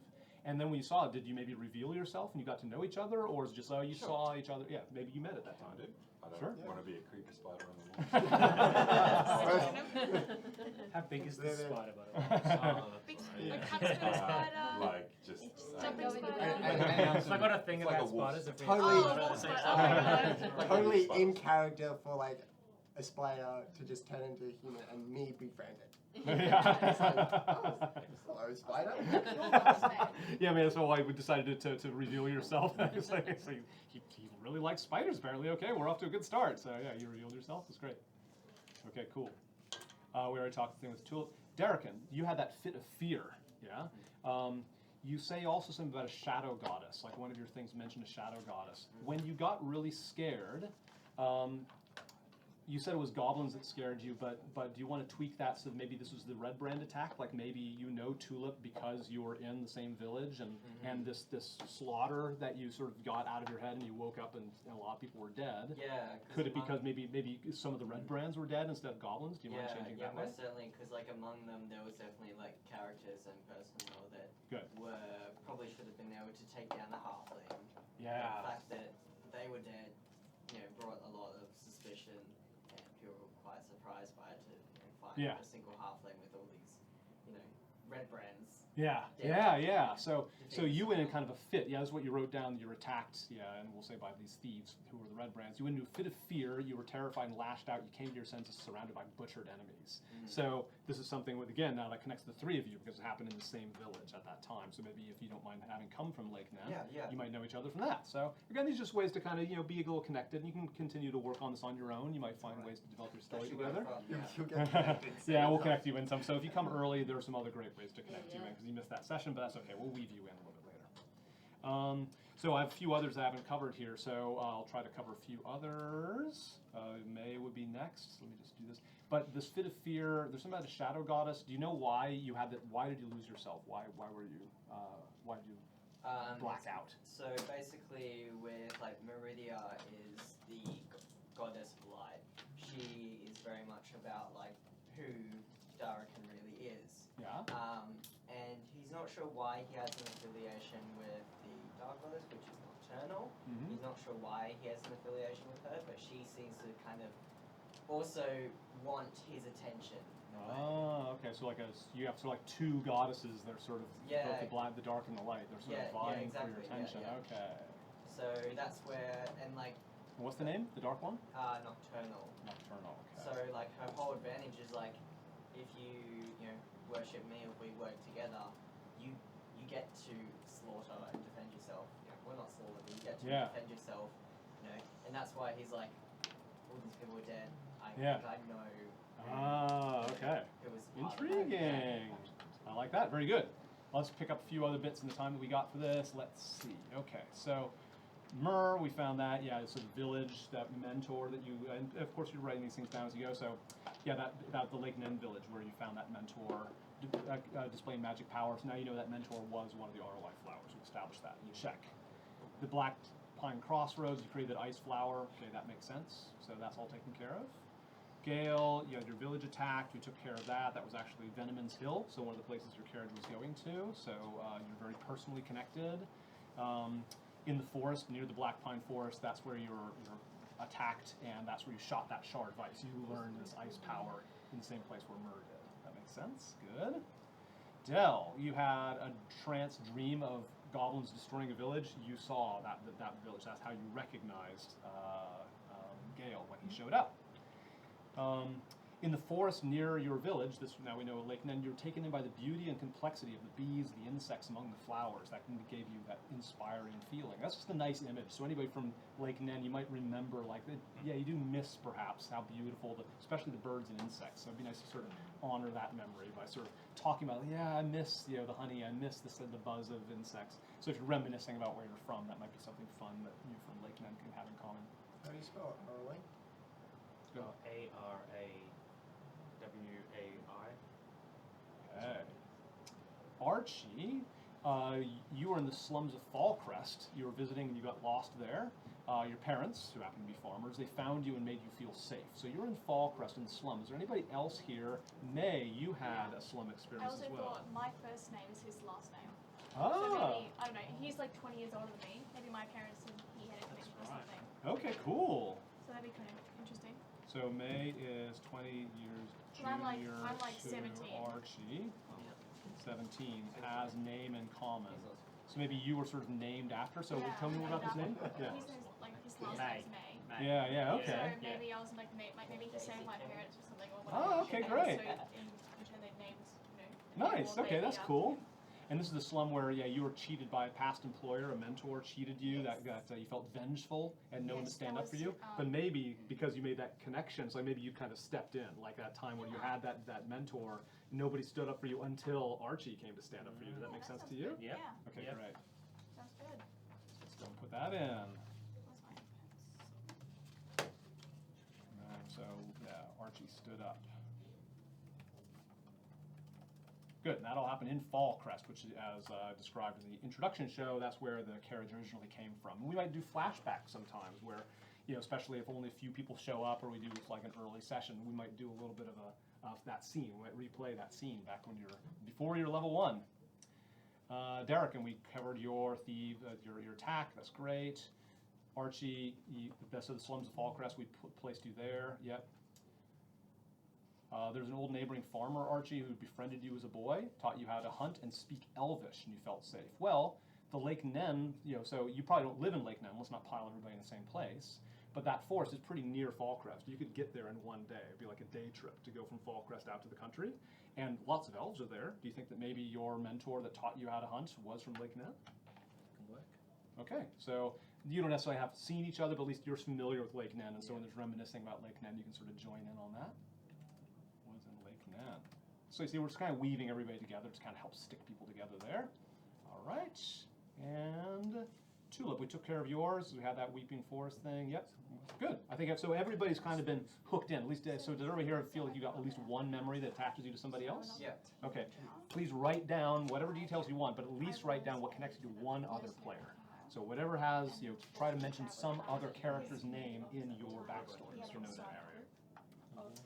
Now, you can be very creative here, even though you're new at it. Is there any story that you've heard here that you think like, oh, I want to be from there? You could have known, you can have been at any of these different scenes. So you can think about it now, you can commit to it now, or you can just, just sort of mull it over a little bit. Yeah, I'll mull it over. Yeah? Right. Yeah. Good, okay. So maybe at some point, yeah, if you come early, we'll sort of sort Yeah. that. Yeah. Yeah, if anything catches your fancy, you might make some notes now, or just leave it open for you. I feel like because I'm from Fallcrest as well. Good, okay, great. Aren't I? Sure, you certainly can be. Yeah, because, well, the way I came from quite a wealthy family, but didn't get along with that family, so I Okay, good. ran away. Ah, okay, good, good. Essentially. No, Yeah. But they're I'm on the human, farm. so I'm thinking, Outside. we let Yeah, I also when speak go back Elvish. to Archie, So maybe you ran away to Lake Nen. All right, so Yeah. it might have been that sort of like a meetup group for Yeah. hunters and things. Like you found Archie, like, hey, I want to get the hell out of the city, and Yeah. Archie's like, oh yeah, let's go to Lake Nen. You know, so you might actually know each other that way. Yeah. and find Well, we Maybe came also from if you single fell places. out with your Yeah, friends okay. and family, Which maybe ended up they being were the much ones better. who No. betrayed, But, or like the employers that betrayed people or left people. Yeah, maybe. Was Maybe your- these Oh, yeah, people related to worked names, yeah. for For your mine. family. Yeah, they. Oh, again? your parents that you don't like Yeah. was the mentor that betrayed. Like you got pissed off at your employer. Is it That was possible- your parents. Yeah. It wasn't Is it like. possible that Which, Is you- that which, right? Which, Okay. which employer? I had I'm two that I from- hated. Okay, Because I'm yeah. nasty people and I disagree Oh, with so them. yeah. Is it- So, is because it possible one of them was the ship captain that was later, and then one of them was his commanding officer. They were my two employees, but I could also change it a bit. My commanding Yeah, officer figure that out. also, Like then. like, basically Take five kidnapped and sold red slaves as well. So is it possible that he may have that sold was your that your family mom? slaves Was that your and- dad? It may have been my father, yeah. Yeah. That was the Cool. commanding officer that That's a sold great them. start. He had like a, he had like a Oh. side deal. So On the side, commanding he was officer like- you're mad at was her dad. That's a full-on story. Ooh, Or that's it good. might That's have deep if been you like. Yeah. cahoots We with had- them. Or It cahoots sounds, with, it yeah. sounds like Yeah. your family Not was that very person, close. but they knew each They other. knew each other. in Yeah. Yeah, that was the thing. Yeah. Yeah. It funnels into the deity like this. Cool. The Yeah. So deities. see what you can arrange maybe on break and whatever else, and we'll Yeah. keep nailing that down. But now you're hooked in. Whatever Okay, she great. put into Darken, All he was right. able to swipe all of it. So we will move on No soon to our first Wow. move, investigation. So we can move to the next slide, or we can look at a beautiful waterfall. So the first move of investigation, as slide mentioning investigation is our next one. So this is where you're making a move and you're finding one buddy. So we only have time to do maybe 4 investigations, even if we keep it going at a pretty good clip because of a large table. But it means you effectively roll with advantage, right? So you'll both roll and we'll take the higher of your 2 rolls. So you have a very good chance of succeeding at doing these things.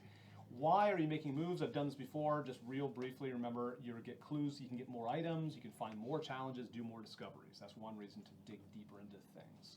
You might find new allies that augment your power. Eventually you'll get to the part where you, as powerful as you are, not enough to conquer the final evils that you come across. You'll need to start finding allies and resources, and this is a great way to do it. Let me suggest a few moves. Nobody has to do this. I'm just mentioning things that they might relate closely to what I know about your wants and desires right now. One is Havilar. Some of you mentioned Havilar. She is suspended in that mining mech. Remember, you picked her up and sort of suspended her, and she's alive. The Black Dragonborn. Exactly. She's a Dragonborn, and she all people who are Dragonborn, they inherit from one of the dragon types. She inherits from a Black Dragon. And you've heard that the Black Dragon is the one that is worshipped by the Cobalts. So Tiamat. are those related? Yeah, and that they also worship Tiamat is up there as well. One of Tiamat's heads is a Black Dragon. So you can, just one of you, or 2 of you can decide, yeah, let's talk to Havilar and find out what the deal is there. Remember, you're always going to come up with a question. What's like one question you want thoroughly answered? That's the way my investigations always sort of branch out. So think about that. Making a deal with the devil. So some of you may be interested in going back to make a deal with the devil. Go ahead. Gowan. Gowan. Okay. How do you spell that? G-A-Y-W-I-N. G-A-W-Y-N, I think. Sorry. That's G. that up. Gawain. I'll make sure I got there. So G-A-W-Y. G-A-W-Y-N. That's what you told me. Okay. Great. That's So, another thing you can do with your move, or a pair of you, you can make a deal with the devil. You're both signed for the same contract, essentially. You're going to work together to fulfill this contract. You're both signed on the dotted line to do a deal with the devil. That's something that he'll ask for a price, and you might be able to figure out what the fine print on his devilish contract is.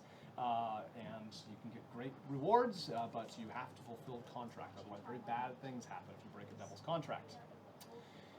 That mining ledger, so in Jop's layer you found that bronze slate that mentions a lot of things about chaos shards. Basically has a list of chaos shards and something about, like, you know, maybe where it came from, or it will teach you more about mining if you examine that. So if you care about mining, there's a way to do that.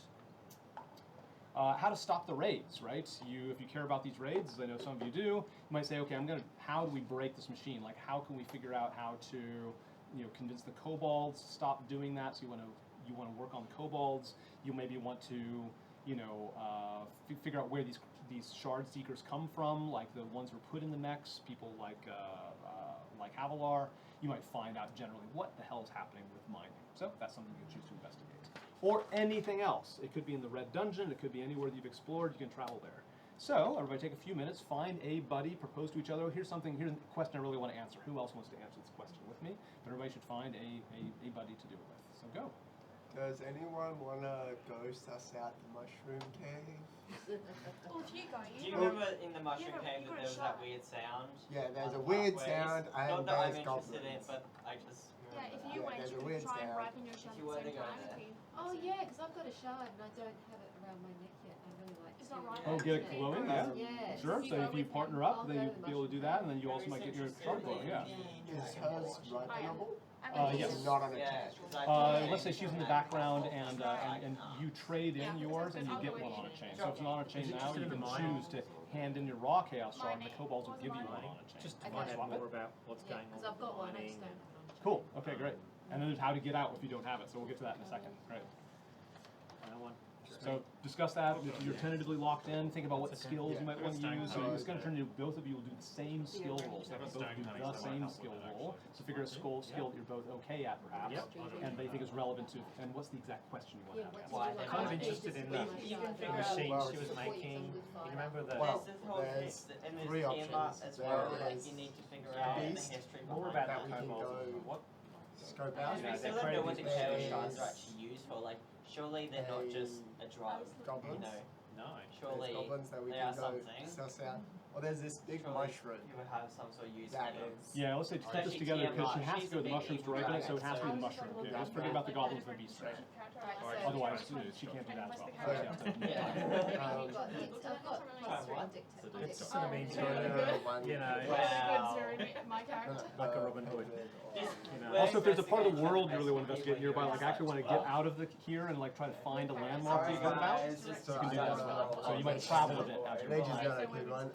Do you have any ideas? Are you Yeah, just just sort like of- us. Yeah, we've been talking about And You two are obviously conspiring on something or something like that. yes. Feel free to pick up and move and sit next to each other. Medicine or. Just because the way I've been playing Yes, it- so your alignment is simply, you can, your alignment is actually the product of your actions. So you should just update your alignment with what you think is your true nature. So you can change your own alignment. Sometimes I will say, you know, I don't think you are that alignment based on what you're doing. Because it wasn't all good. I don't think I'm all No, yeah, feel free to change I'm that. pretty sure I'm Yeah, so you chaotic. get to swap places. So if you're partnering with someone, you can see I maybe. got one to one out.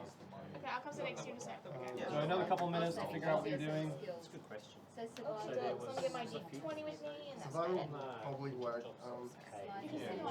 was all those. Because like it's like a giant mushroom. There was all Like, those paintings it's of like machinery. towering. Because they're really Yeah, these mushrooms like Can towering. you show me And it like made us feel weird when we like Other direction, go. there's an animal So I don't wanna like. And there's actual machines I've that got a she's plus been 2 in history. making and then investing with. Well, I've got a plus 2 in power. Maybe not. A plus 3 in the And then there's, I think either survival or she's selling the machines to the knoll. So when we went down to What's the your mushroom, might we be. used Well, that down to well, the we mushroom, like the direction there was smell. testing it. It's part of that Trying economy. Finding out more about Yeah, I didn't know write mine. Yeah, I did, but then I just ended up printing them. mining, chaos shards. Yeah, I just got into the PDF. Unless you want to do medicine. What does the mushroom do? That's. I know, but Well, the things that are it's- just generic stuff. They don't. The Chaos cave is shards full are of mushrooms, but like in some you way. look I at changed one my of the alignment smaller because I was ones playing with fluid. I'm like, I don't think my make your character's very long. you'll to get go gold. into So I didn't know. Sorry, I got Yeah. instinct. Oh, don't worry. member Bella. and you'll become Or is it emotional. not anything really? I don't So really care. chaos, maybe it's the knoll Right. actually is one. So I could get my I shard. don't All really right. know. Well, time for one investigation, then we'll take a break. So, who is already set? So Who's got their mind made up, and we can get started The right small away. mushroom. You'll be able to. We're ready for Dragonborn? Okay, you want to talk to Dragonborn? Yeah, so I'll start preparing that. You can keep talking about it. And memory. And what's the question you really want to answer? That causes the shard to glow. Personally, I think that she is active, so. But what I want to But investigate like, if the is Cobalt's the worship, big mushroom. There's like why this do they big have, like, mushroom that makes you And feel she's weird. previous royalty. So, Specific damage. Yeah, like is it Maybe. do Yeah, it could. Let's see what the mushroom is. But yeah, so either What are you going to use? we either try for survival and we like maybe eat it, You've got a plus 4. yeah, or we go medicine The goblins are green. and we try and grind it up and use it as something. I'm not, yeah. Probably mushroom. Probably eat it. That would probably be the best way. We either eat it, try survival, or we go So we dance go- and Anything else I read about it? fight. Yeah, maybe it's have a lot or something. I don't know. But the Well, I do female have cobalt some, that Why? I can Or- recognise, she I've gets got one. some, Yeah, I've so got try an and iron She definitely She has wants some to do something. information. What's So that? I think I've got, good Oh, arcs. I'm pretty sure I That have. female a cobalt. tinderbox. Or like you could ask, I could ask the female cobalt. Do we? No, we don't want to burn Sell, anything I think that's a Yeah. closer then I think connection to what you that and information. I I've got we might be able to torches, come up with some a rations. I've second got a question water to actually bottle. ask the dragon one. Or more information about us. Yeah. So probably Personally, I I think think it would be good she's like That's right, I'm pretty sure. Okay. I'm pretty sure. Everybody here, you'll be able to Yeah. continue this discussion during the break. So we'll do 3 investigations after the break. We'll do 1 before the break. So we're going to go with these 2. We're going to investigate Havilar. Now, as we do this, you're all going to contribute a little bit because if for a couple minutes I actually ask you to come up with facts that you think are relevant to this. So what are actual world facts that you're certain of that you think are relevant to the question of Havilar? Details that you know about the world, history that you've discovered, other mysteries you've answered, and I'll write things down. I'll reveal how many of these things are going to give you pluses. These are where the beads come in. So I'll be giving you beads based on the good things you come up with. But I've got a 15-minute timer for each one just to make sure we stay on track. So with Havilar, let's start off with what is your question about Havilar? What is the thing you really want to know about Havilar? What's the question you want to have answered? Well, I feel like it's I'm going to get a lot of advantage by asking the female cobalt first before we actually ask the big question towards Havilar, if that's okay. Well, what we'll do is say that female cobalt is going to give you a bead if that's relevant. Okay, so I'll Okay, write that down yeah, as sure. one thing that makes sense. So what's the question that you want to have for Havilar? So let's start there. We definitely want to know how she got, or like why she's captured. Okay, great. Yeah. How she got there and captured. Awesome. Yeah, and the more that you know, okay, great. So if you want to get Havilar's story, everybody here can start to contribute things that will help out a little bit. Let me get this here. Okay, so I'll make some notes here. One is the female kobold. Why is what did I say about the female kobold that's of interest? I forget why she's So important. when I previously tried to investigate the Dragonborn previously, I had asked, because I'd befriended a lot of the kobolds, I had asked one of them about her. And that was when you had told me, hey, one of the female kobolds comes up to you, she says, I can help you, I can tell you about it later, but not now. Okay, good. All right, Yeah. so we just got a couple minutes. Who else has got a fact that you think will help this investigation? She's of possible royalty, because she's got torn Right, royal she's got some robes, torn royal robes. I'm not sure. Looks like- Senses chaos shards. I'm not, She what? Yeah. So Yeah. she's crazy for chaos shards. I'm not Okay, sure good. if anyone can Driven investigate insane. what the royal clothing is, like if it has a symbol. Based on your role, these all things will tell me what I'll fill in more. So what you Yeah, mentioned yeah. here might steer me towards filling in different details. These are all good. So Yeah. I'm writing some of these things down. What else? Went insane with torture or has been here for so long or isolation, so she's not just a sister cut. Yeah, she definitely has a very sort of insane, a crazed thing about her. Yeah, and it seems to be related to the chaos shards. We'll tie those together. Anything else? She possibly could have been on the same like sort of route as us, like obviously on the caravan, maybe going to the city that we were and falling Okay. the same fate. Yeah, as the main question asker for each investigation, you can have one hypothesis, like I think that she came from Fallcrest. If that's true, you get a bead. If not, at least you'll know that it's not true. Do you want to suppose that she actually came over from Fallcrest? That's where we were coming from, right? Mm-hmm. Whether she came on the same path, but from a different, because would she come from Progress? Where do the kind of Dragonborn hang out? If I knew the map, I'd probably have guessed. But yeah, let's go with it. Okay, that's a possible relevance. Okay, that's great. Yeah, we definitely want to know where she's from. Was she powering the machine? The machines up? So you're going to see if she's from Nenter Vale. No, she wasn't powering the machine. Last idea, no. you were about to say something? I was going to say maybe all the Just lavish able- clothes that were in the in Job's room. Yep. Some of that may have been luggage from past people that have been captured, and some of it may have been hers. Okay, great. I'll write that down as a possibility, and again, you'll find out whether that's true or not. All right, last chance. So I think that's it. So just respecting the time. Is there one more thing anybody's bursting to say, something that's relevant to this investigation? Well, the only thing I could think of was if it was the Knolls that are doing the mining, Mhm. and she is a mining mech, then there could be some connection. Is it she's ready to be sold to the Knolls, or she's come able back to- from the Knolls? Yeah, like obviously the kobolds can mine themselves, but they're like, oh, we should keep her around So using from the mech. my previous experience with the other group, we killed Havilar, and the kobolds were upset that we killed her. Like they wanted Havilar alive. But not in like a like. Oh, no, you killed our friend, but like you got rid of our Yeah. tool. Yeah, she definitely Like, has a they- use they for were- being able to see they or were- have Okay. some sort of They connection weren't. with the They didn't want to shards. get rid of. I am that. ready to give out beads. Very good job, everybody. Okay, so I'll reveal some things that are worth beads. This will give a plus to the skill that you're going to do. We'll decide on skill later. The most important thing is the female kobold that can help later. Yes, that female kobold does know the story here, so I'm putting one bead out because I will add to your roll. The torn royal robes are the next most important thing. Yes, the fact that she's wearing very nice clothes. You can engage her and talk to the clothes, and you can sort of identify, like, I might be able to recognize the clothes. Again, if your roll is good enough, that will be an important thing. You might end up successfully recognizing where those clothes come from. The fact the gnolls are doing mining, that's the next most important thing. Yeah, so you might mention to her, like, oh, you can mention gnolls to her, or you could like show her a sketch of what you understand for the gnoll, or ask the kobolds, you know, what does a gnoll look like, or what's the word for gnoll? So, gnolls might be a way to get through if you succeed. The fact that she is obsessed about chaos shards, and she's been somehow is really charged up by that, that is very relevant to why she is here, and you might have an idea of where that came from. What isn't so relevant, you do check the clothes in the room to see if they're related. They don't seem to be related. Some of them do have some style in common with her, but it seems coincidental. There's many different kinds of clothes in Chop Chop, so that doesn't seem to pan out, but at least, you know, by naming it, at least you can cross it off the list. One thing that's not true, the hypothesis is that she is definitely not from Nentir Vale. And you thought, well, I thought everybody, she's obviously a sophisticated person. Where is she from if she's nearby, but not Nentir Vale? Because Fallcrest is the only big fancy city around here. But you might find out where she is from. So that's a total of +4. What skill are you both going to roll on? I'll take the higher of the two, because this, again, the skill that you pick, generally you want to pick whatever's got a good fat number on it. But the skill that you use is going to reveal different kinds of information. So you might want to use a less than perfect skill, but it gets you the kind of information you want to get. We'll go with perception. Okay, great. Yeah, there's a lot of details to pick up there. That makes sense.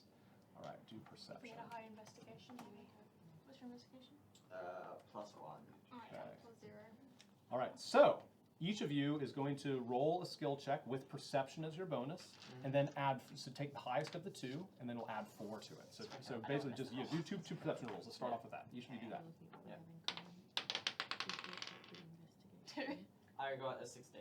Okay, all right, so good. wait, 16 plus 3, so I got 19 plus the 4, so that's 23. Woo, all right, perception 23. Now, the higher you get, so I have a target number in mind. If you get 5 over, you get your question fully answered. If you get 10 over, you get deeper secret knowledge and you get some sort of personal wealth. Well, your total of 23 is very good. You got 10 over the required number. So I'm going to fully answer the question in the time that I have. You're not going to get in any sort of trouble as a result, and you might get something of personal wealth, which I'll sort of think of as I go. Lovely.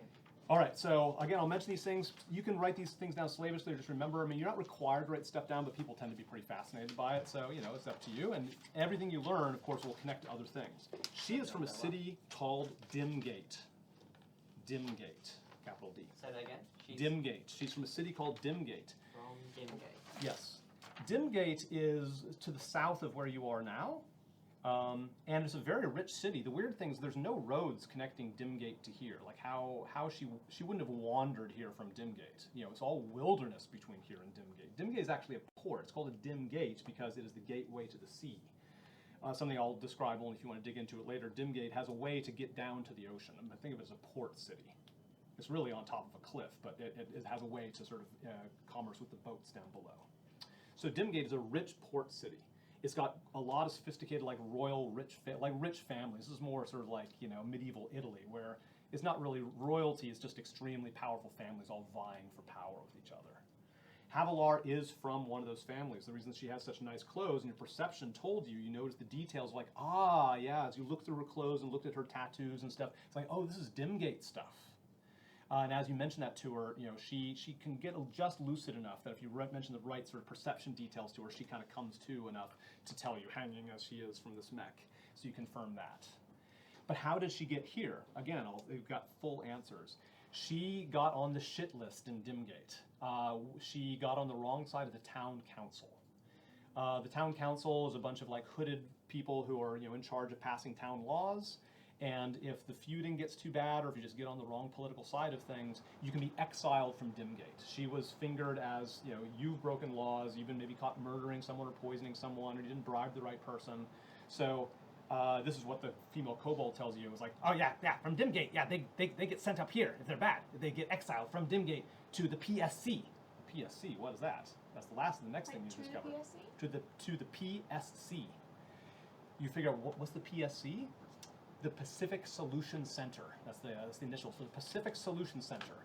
It's nearby. It's like a 15-minute walk. So now you have directions on how to find the PSC. It's right near the Caves of Chaos. PFC? PS. Pacific Solution Center. Solutions. It's described as a hole in the ground, but it's supposed to be. But the kobolds don't know very much about it. This is rich people from Dimgate who are exiled from Dimgate. They get sent into exile, and the exile in the PSC. It's the place that's built for the exiles to live. And so yeah, yeah, it might be an underground city. You'd have to investigate it yourself. Havilar was from there. It's good. A few minutes left. The female kobold that I was talking to, she feels, she says, she actually is a bit of a softer spot than your average kobold. And she says, when she came in, she had jewelry that, we kind of took off her because, we thought the dragon would like it. But I don't know, I don't think the dragon sort of likes this style. There's this bracelet that the kobold gives you. So this is because you rolled so high, you get a little bit of loot. This bracelet is worth some gold. I have to look up exactly how much because I know these things. About the same as you'd find after an encounter. Yeah, it's worth. So it's worth 2 gold pieces. You get to share it between the 2 of you, right? So one of you has a 2 gold piece jewelry. Either maybe whoever rolled higher is the one that you can work out for yourself. It's worth 2 gold pieces. But it's weird. It's a picture of a golden whip with like sort of hooked like a hooked nasty looking whip that could really hurt you. It seems to have like a bit of a religious symbol. This is a separate investigation. Somebody else could do an investigation. Like I'm going to take a look at that and figure out what this is from. She also, you realize she's got some really bad scarring on her back, and because she has this sort of hooked whip bracelet and this bad scarring on her back, there might be a story there. But it seems to be almost like a religious symbol, almost like someone might worship a god or goddess that has like a cat o' nine tails as its particular symbol. So I'm making a note for myself what I mean by that. But you can just sell it for 2 gold if you like. Last thing you get from the kobolds is, well, okay, why is she so crazy? And she's like, oh, the one at the PSC, chaos energy going through PSC, chaos energy, like beam, like a river of chaos energy, goes through hole. They live in hole, makes them crazy. They living in chaos energy all the time because beam going through. When they walk through beam, they go kind of crazy. If they go crazy enough, they start to be obsessed with chaos shards. They can see chaos shards through the rocks. If they in PSC long enough, they get power to see shards, and that's good for us. We take them, we put them in mining mech, and say, go get shards. Hey, but now you have shovels for hands. So they're very useful. Take crazy people from PSC. They see shards in mechs, shovels for hands, and they get chaos shards. Very good way to make money. Smart, aren't we? We kobolds are smart. Yeah, the kobolds are describing that the gnolls bring these crazy people from the PSC to them, to the kobolds. The kobolds have constructed the mechs. The kobolds put the crazy people in the mech and train the people how to operate the mech, and then test them out for a little while. They run around and can dig and stuff. So you notice that like in the back of the machine shop, they open up the back of the machine shop, the door you haven't seen before, and there's sort of like a test mine. There's like a bunch of different kinds of rock and rock surfaces, like simulated mining operation, and all these holes. You remember you heard like the machine stomping around and the shredding of metal through stone? It came from this room. So it's like a training thing. They take someone like Havilar, put her into a mech. She's obsessed with shards because of the chaos energy. She can see the shards through the walls. She goes after them because she wants the shard for herself. She frees up the ore. It's in these chunks of rock. You take away the shard of the rock. Hey, done. You might be making some money. So this is part of the mining operation. The ores, just in rock ores, and then also the chaos shards. Yeah, and from what you understand, that's a separate investigation. You didn't get deep into that, but yeah, then the ore, you have to very carefully get the chaos shards inside the chunk of rock, like all this crumbled up rock. You have to very carefully extract the shard from the ore. It's a very delicate operation. Kobolds don't do that part. kobolds don't do So that. they give the big chunks of the ore with the rock that has shoved inside into the knolls? Yeah, so that's another part of the investigation. This is about the PSC and about Havilar. So Havilar's job, like other people in PSC, is they get sent there as an exile by Dimgate. This place has chaos energy going through it. Doesn't sound like a great place, to live, but that's where they're supposed to live.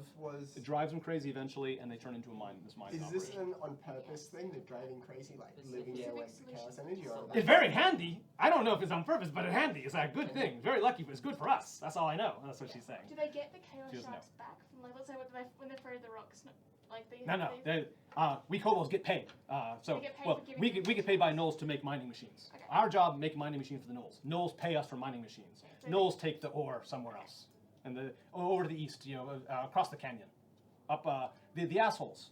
They do the sign with the assholes. They point to the ledger, that brass ledger they have. That same symbol as a hand like this, and as SOEC printed on that hand. And again, with your high perception, you can see like, oh yeah, that's similar. The symbol that she's making, SOEC. Yeah, the SOEC, the Shrine of Evil Chaos. Oh, great. Who wants to Yeah, go there? Gnolls take ore to the assholes. Shrine of Evil Chaos. That's all we got time for. Is it my phone again? Hmm. Oh, it's your phone. All right, that's all we got time for. SOEC. Now you know that ledger has the same hand symbol on it, so if anybody wants to know more about the mining operation, the ledger will probably come into it. Ledger, crazy chaos. Who else? So on the break, stay in your buddies, ask a question just like that. It was a very well asked question, right? And then I'm just going to go flat out. If you roll very well, you might get some wealth. You'll get your question fully answered. We'll take a little break. Come back. We're still the same slide. We're just going to keep doing investigation. It'll pretty much be that slide. Unless we have combat, we'll stay on that slide the whole time. More investigations. So you were asking why you were able to get out through the crack if you don't have a ripe shard around your neck. A little bit of experimentation revealed that. One of us throw it. Is it the two? Who went through the crack? Was it the you two? No, I forget. Who just rolled? Who just did the investigation with Havilar? Yeah, so you didn't have a ripe shard. No. And you came along, and you did not have a ripe shard either. So both of you, you tried to fit yourself through. You don't have one. You know what it felt like when you're wearing one. You would get sort of narrow and paper thin, and you'd be able to slip through this crack, almost like a key into a keyhole. Very weird. But with some experimentation, you realize that if you are holding hands with someone who has a shard, you shrink along with them. So the one in front has to have a glowing shard. One could have a chain. Yeah. So if only one, and you experiment a bit, like the chain seemed to go, the effect does seem to fade after 2 or 3 or 4 people, or your concentration has to be higher. So it can't be an infinite, but almost like paper dolls. You're holding hands and going sideways through this thing. You all collapse at the same time. So that was the answer. So somebody else here who had a ripe shard would have escorted you in, and as you're moving around, that's how it happened. So another little thing you discovered. Another thing you discovered as you went through to the Cobalt area, that during your sleep, bad news is the gnolls did show up as expected. Good news is they only beat up a couple kobolds as punishment for not having their order ready. The gnolls want to have their machines repaired. The gnolls want to have more machines. The gnolls sometimes will bring new people like Havilar to be strapped in. But this time the machines were still kind of wrecked thanks to the fight with Torg. The kobolds were working very diligently. But the kobolds are happy. It's like, okay, they say the gnolls are only a little bit mad. And you get the idea that the kobolds are always taking money from the gnolls. So, oh yeah, no, it's great. We're able to repair. We repair mech for a gnoll, make money. Good money for a dragon. Yeah, they're all high-fiving. Yeah, more money for a dragon. They're high-fiving each other. So you realize the kobolds are very happily supplying this, this rather evil, enslaved, crazed mining operation to get these chaos shards, which can make demons appear in the world. Once you refine them and burn them into your eyes. So you're getting an idea of that. Okay, this is a pretty bad problem. So you're putting those pieces together. So hopefully that answers your question. So, and what the kobolds have been up to. And one of your other investigations that you've decided on may reveal more. So, we have time for more investigations. Who has got another pair of people who want to check something out?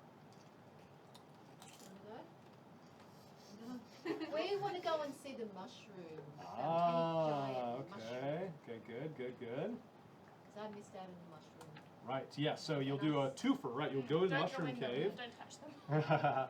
Now, in general, yeah. So all of you, it's always safe to go as a group. So imagine that as you all investigate, you're taking a few hours to do this. You're taking your time. So you all tend to go in one big group, but maybe you're waiting outside the mushroom cave or you go inside there. So you're all kind of there, and also you'll help sort of contribute. The to gnolls this. care about us. They don't care about us. Well, the gnolls, they came and they've left already. they You know, the left. gnolls are always coming and going, but the gnolls, they advise, like, gnolls dangerous, gnolls hungry, gnolls like killing thing, so try to stay away from gnolls, they say. So, well, gnolls don't want to kill us because we fix their machines. You don't fix machines, maybe gnolls kill you. Not a good idea. So stay away from the gnolls. But who knows? If one of your investigations goes bad, you might be meeting the gnolls. You're going to go to the mushroom cave. And yeah, the dual purpose is to ripen up your mushrooms. So we'll do like a very quick version. We'll ripen up your shard. It's at the moment I still don't have the shard on a necklace. and Yeah, I'm so you quite did. keen Yeah, to- so you now have it on a necklace. So Yeah. you're able to trade in, so you can cross off the raw chaos shard you have and say chaos shard on necklace. That's part of it. And what is the question that you both want to answer in particular? So you'll be getting that as a side benefit, which is great. But what question do you want to answer? We want to This try and understand the Yeah, medicinal properties of the mushroom and Okay. what it can do, why it affects the emotions, if it has any potency. Mm-hmm. Um, Yeah, what can be used for? Okay, good. yeah. Yeah, that. Good. Okay. Exactly. Very good, very good. Okay, so what do you, again, collectively here, and we'll do the same thing with the beads. What do you all know already about the mushrooms or what might be related to these mushrooms and that may give you some clues or that might help you roll better? The big one made us feel woozy, was it? Hmm. I think maybe any of them would have made you. Yeah, do you remember exactly what it made you feel? Because I'll It do made it you more. smell bad. No, that's me taking one. Yeah, but he doesn't know that he's supposed to. I don't know. But you're still Maybe in one of you denial. broke it to him was like, you know, you start to smell. The same, who here is the type of character that would say, Nate, yeah, you really smell? Yeah. so Nate told you, like, even though you can't smell, like, you having that mushroom, yeah, you smell Don't weird. smell. Maybe we know we were also settling down to sleep, but like you sleep over there. Yeah, exactly. Was the room being used for anything else other than No, we it's just just got- stumbled across it? We were Yeah, you were shown instructed to where go there. We were shown where it was. So we're trying to gather clues to get beads. So yeah, the big mushroom in the middle made you feel something. Does anybody remember exactly what it was? I don't want to give you credit unless you Woozy, remember. faint, Yeah. sleepy. No, I feel like Was it disorientated or? Was it something like the feeling that we got from the shards themselves? You started no. to The remember. Oh, big that's mushroom when we right. like I'm looked pretty at sure it. you could definitely remember some things like you start to because they dipping into memory. Hmm. Yeah. Maybe we're being sucked in somewhere. Hmm. Okay. All right. Deep memory. Okay. So you might get that feeling. What else do you know about the mushrooms?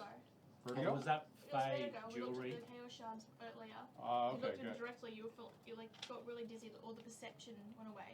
Okay. Was that one of Okay. the big mushrooms? All right. Very good. So maybe that's relevant. Maybe not. I'm keeping track of all that. Good. Good tries. You said something about There was a fey jewelry. So maybe that's relevant, Yeah. maybe not. Okay, so I'll write that down in one section or the other, depending on whether it's Elven relevant or Maid not. You saw and the Fey Fey jewelry Wild. among the smaller mushrooms. Ah, okay, great. Yeah, from Fey Wild. Yeah, I'm wearing it. Yeah, that's right. Apparently the mushrooms smell when you pick them. And Yes. so- Okay. Yeah, that's right. Got that. I've got that down. Perhaps it's relevant. They Perhaps lose not. their glow when they're also picked as well. Sure. Yep. Okay. Lose glow. Write that down. Yep. Feywild's gone now, right? The Feywild's gone on a separate alternate thing, right? Mm-hmm. Yep. Maybe these mushrooms are a part of the Feywild that always, or like remnants of the Feywild, or they were bred from there, but now when the Feywild's gone, this is all that's left in this kind of Ah, okay. So perhaps it's relevant. The Feywild is a separate dimension. That's something that you remember hearing about. So like an alternate dimension. So maybe that's relevant. Yes, and that may be from the Feywild. So you can have one hypothesis. Now, who are the two? Between the two of you, you can have like one hypothesis you can attest. Your hypothesis could be this idea, which is I think the mushrooms are from the Feywild. Like you know that the mushrooms are coming from the Feywild. If you're right, you'll get an extra point. If you're wrong, at least you'll know that you're wrong. Or you can pick a different Yes, hypothesis. Well, that they are, they're growing down in a little. Okay. You want to pick that as a Yeah. hypothesis you want to test out? Yeah. Okay, Why not? great. So maybe it's relevant, maybe not. Okay, good. Or from the Feywild themselves. Okay, anything else that's interesting? Last chance. Okay. You plucked one and it died. Mm-hmm. Well, it's shriveled. Get And shriveled it up. Sort of smells. It made you But I smell don't know it. what you're talking about. Okay. All right. So got some things. I will reveal which things are relevant out of those in kind of order. Maybe this is an order of importance. I'll try to do an order of importance. All right. It is true that you figure out in the course of things, well, no, what's relevant? Yeah, that's fine. It is relevant that that the mushrooms, the idea that the mushrooms come from the Feywild is in fact true. These mushrooms come from the Feywild. That's what the point. Cool. The fact that they smell weird, there's something related to that, which again, if you roll high, the fact they smell weird might give you an extra clue. That was relevant as well. The fact that when you looked at the big mushroom in the middle, you felt the sense of vertigo, of sort of falling through space in a way, that is relevant. Thanks, guys. The fact that amongst the mushrooms was fey jewelry, that is something that's relevant as well. And that the Feywild is in fact a separate dimension and parallel to our own. That's also relevant. That was all good stuff. 5 plus. I think Oh. I 5 points, that's the maximum you can get. Now, what is not as relevant, so didn't quite make the top 5 board, is the fact they lose their glow when they're picked. It is sort of weird, but it might be something that you expect a natural thing to do. So that just seems to be more of a natural phenomenon. It's not true that you felt woozy or faint or sleepy, but it is true that you felt kind of vertigo. And the one thing I was looking to nail is a sense of almost like a manic kind of energy. Like you got kind of excited, your heart That's started right. racing, you That's just got. right, I remember. Yeah, you just sort of feel just kind of speedy, and like your thoughts started racing, and like, okay, I gotta calm down. So that's the feeling you got.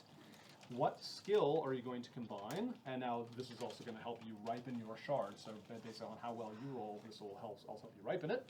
And think of an emotion that you feel a lot of, Gawain. So your memories are going to come back to you, and you're going to have an emotion. But let's talk about your skill. What skill do you have in common you're going to roll? Thinking either medicine or survival. Okay, pick one. Well, You I will reveal have a slightly plus different one things. in So- medicine. You I've do got have survival though. +3 in perception.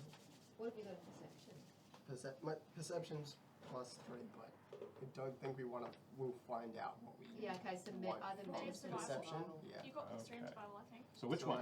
Like, I think you could.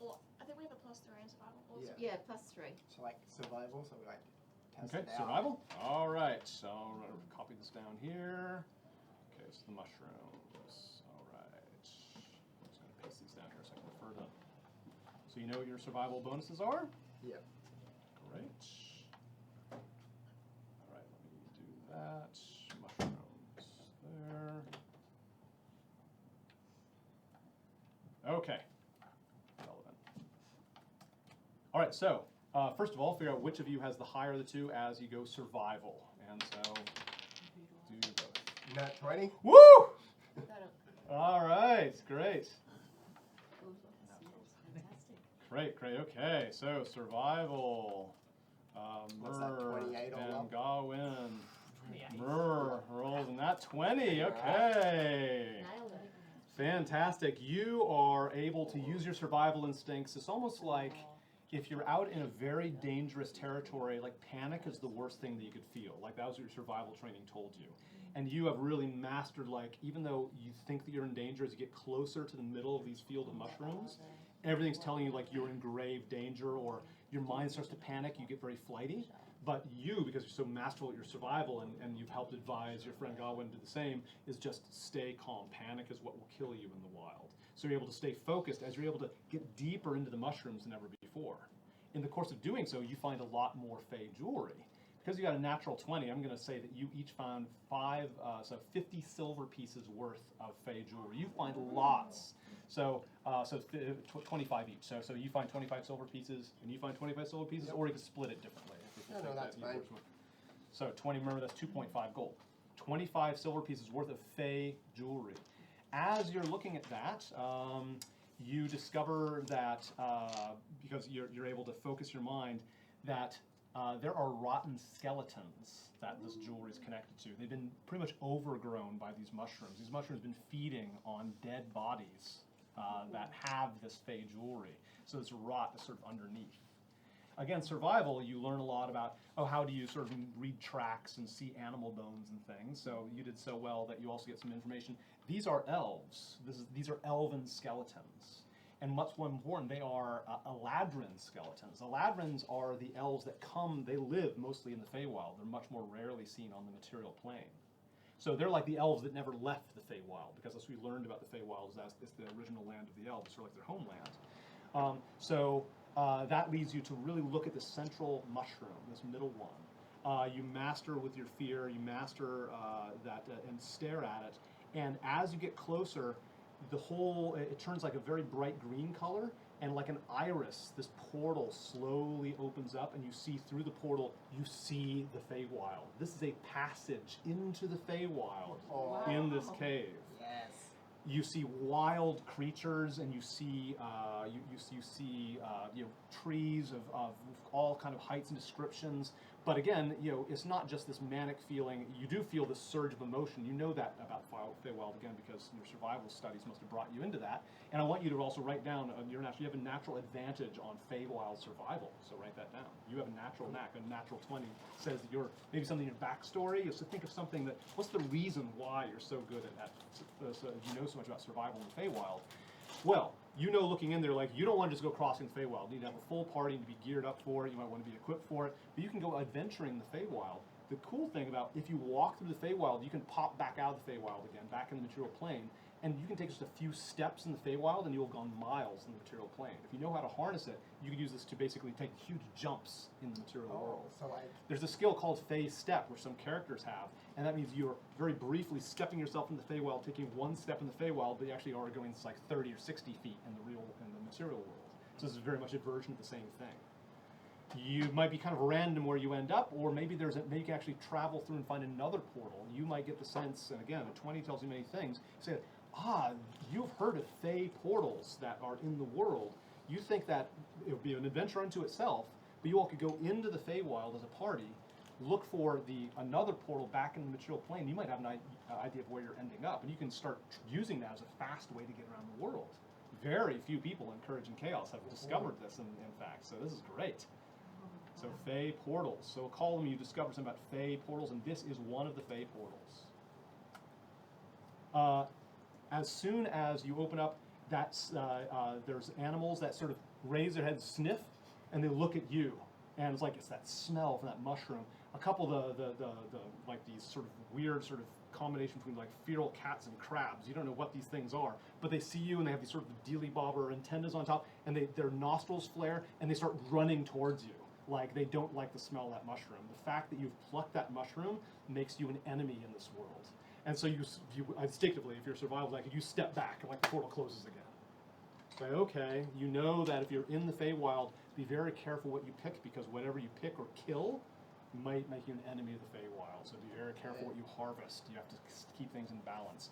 Those of you who are elves yourselves, you actually know, those of you who have a Fey ancestry, if you have elf in your heritage, you found that smell especially offensive. Like that thing that Mur had is like something in your elven instinct told you. Like, I find it offensive, but I can't smell it myself. Yeah. So you're advised to get rid of it, but if you want to piss off elves, you have a handy way to piss off elves. It's like Axe body spray, but for elves. I gotta find a bottle to put it in. Let me see what else here, but we're nearly out of time. So, like I say, the Feywild is a separate dimension as you go in. Once you go in there, you'll probably be in somebody's territory. So the elves here are extremely territorial. They divide themselves up into courts with a lot of politics and things. So you'll probably want to bring like gifts and bring ways to please the Fey there, because they're very, very temperamental. Like emotions run very high in the Feywild. It's extreme emotion. Extreme hate and extreme love, and one can change to the other right away. So if you go there, you want to be really ready to please the Fey people, the Fey creatures, Fey elves. You want to figure out what kind of things live in the Feywild. Important stuff. And that's it. Wow. Fantastic. Fey portal discovered. And now that you're doing that, at times if I ever say, oh, you feel like did anybody hear of anybody here Fey or capable of feeling a tingle from the Fey? You're not Fey yourself. What are you? Yeah. You're elf. Okay, so sometimes I'll make sure you call me up on that, because you might be detecting a Fey portal nearby. You might be able to detect it from some distance. Both of you might be able to do this. Let's get to you real quickly. Your emotion. So we don't have time to do the full process. We can develop that more. But what's an emotion that your characters felt over and over again? Like what a strong emotion attaches to many of your memories? A really strong drive for justice and fire of independence. Great. and Okay. the fight that comes with it. Good. Good. That's great. A couple ways, like to boil it into emotion, it could be righteousness, which is like to feel like you're in the right in the name of Yeah. justice, and that's an emotion. That's a motivator. So write down. So by the time you're done, what did you roll on your die, by the way? 11. So I have 11 plus everything else, 3, and plus all this. so that's 11 and a plus 3. So that's Yeah, it's 14. Okay, 19. Good. Yeah. So let's call that 3. Put a 3 next to it. So it's glowed like basically glows 3 notches. The higher the number, the more the glow is. So you have developed by staring at these mushrooms, feeling safe and protected by the survival that you did. You're able to stay there long enough to, a lot of these memories come flooding back. We'll develop those are, but they're all feelings of righteousness. Times you felt that emotion very strongly, and your shard glows a little bit more each time you have one of those memories. What is the color of righteousness? Pick a color that you think symbolizes it. Maybe a red or Whatever you like. maybe Pick a one. purple, yeah. Sure, okay. Yeah. Righteous, purple, because let's write down purple. Yeah, so glowing purple, righteousness, and have that 3 next to it. Just like we did at the beginning, at the end of a long rest, anytime, so if you're, by default, you're wearing it, so it's openly glowing, it's next to your chest, going. And if, every time you do a long rest, if you can go back and tell a little story like, oh, I felt that righteous feeling at some incident that happened around the table yesterday, then I say, okay, now it's glowing to 4 instead of 5, right? So every day that you're wearing it and you're experiencing that emotion very intensely, it could write them more. So it's kind of like a theme that your character will kind of keep coming back to. Congratulations. All right, let me clear the rack. Who has got another idea? Who wants to go next? Yeah, sure. Yeah, so Interested in this, the ledger. Okay, the mining Brass ledger. Ledger. Fantastic, very good. I'll get that. Great. And yeah, you think you can answer a few questions with this ledger. What is like the sharpest question that you can think to ask that you want to have an answer to if you by looking at the ledger and other things? Where is a chaos shard Wait, it's for them. hotspot? I'm just giving ideas. Just shooting ideas. Okay, you go. So I was thinking maybe what's the purpose of the ledger? Yeah. Okay, And what's great. in there? Yeah. What's it recording? Yeah. Yeah, let's talk about So what can we find out about shard mining, and the ledger will be a big thing in your favor. So let's use that as an object that kind of feeds into it. So yeah, how does shard mining work? Okay, great. And one of the things is the mining ledger that you found. Okay, great. So let's do the same brainstorm, everyone. How can we help each other out? By things that seem to be relevant or might help answer this question. I'll write them down if they're relevant. One that I'll write down that might be relevant, you'll find out, is that mining ledger. Maybe that tells you more about how things work. So I wrote that down as one possible thing. What other facts, things have we seen in the world that might help inform to answer that question is how does the shard mining system work? I'd like to know where the gnolls are taking the shards and what their purpose Okay, is. so you know the gnolls are taking them, yeah.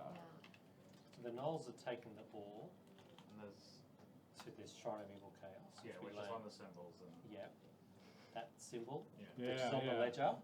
Ah, So, yeah. great, yeah, yeah. That's potion at the start of the game that someone got. Yeah, we both, Had May and I got healing potions that had SOEC Yeah. on the glass bottle. Ah, okay, yeah. Dang it, how Mm-hmm. come I actually look at That those notes? was a long time ago. Great, okay, good. Maybe that's relevant. Very good, that's very nice. We know that the shards are used in the silver masks. And that they Which- open those rifts to the abyss. Yeah. They're deeply connected to chaos energy, which runs through that city that Pacific CCS. Solutions Mm. set up. that Havilah is from. Right, okay, great. Let me think about how that fits in, yeah. Oops, let me start the timer again. Yeah, I wasn't bothered writing them straight with that of my notes. Sorry. Like on my first notes wrote SOEC on the bottom, and the second one did not. We know that the chaos, you said, because of the previous investigation, the chaos energy that goes through there could cause, he would go, to actually be able to see Yeah. chaos shards. Yeah. which means it's easier to find them and mine them. Yeah. So there's some sort of link there between the chaos energy. Great. It's almost like chaos shards are basically meant to be able to harbour that chaos energy. But if it's just running through you, it's going to mess you up instead of containing it in the shard. Okay. Okay. And we've just learned that the crazy people in the PSC come from Dimgate, so the council members who exile them may have something to do with. They may be benefiting some way from this mining expedition because they're sending manpower to sit in the pit, go crazy, and then help mine the shards. And those shards are going to Tiamat, right? No, the gold.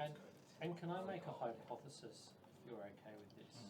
Just looking back at my notes. Yeah, what's that hypothesis? So the kobolds were very interested in this orrery.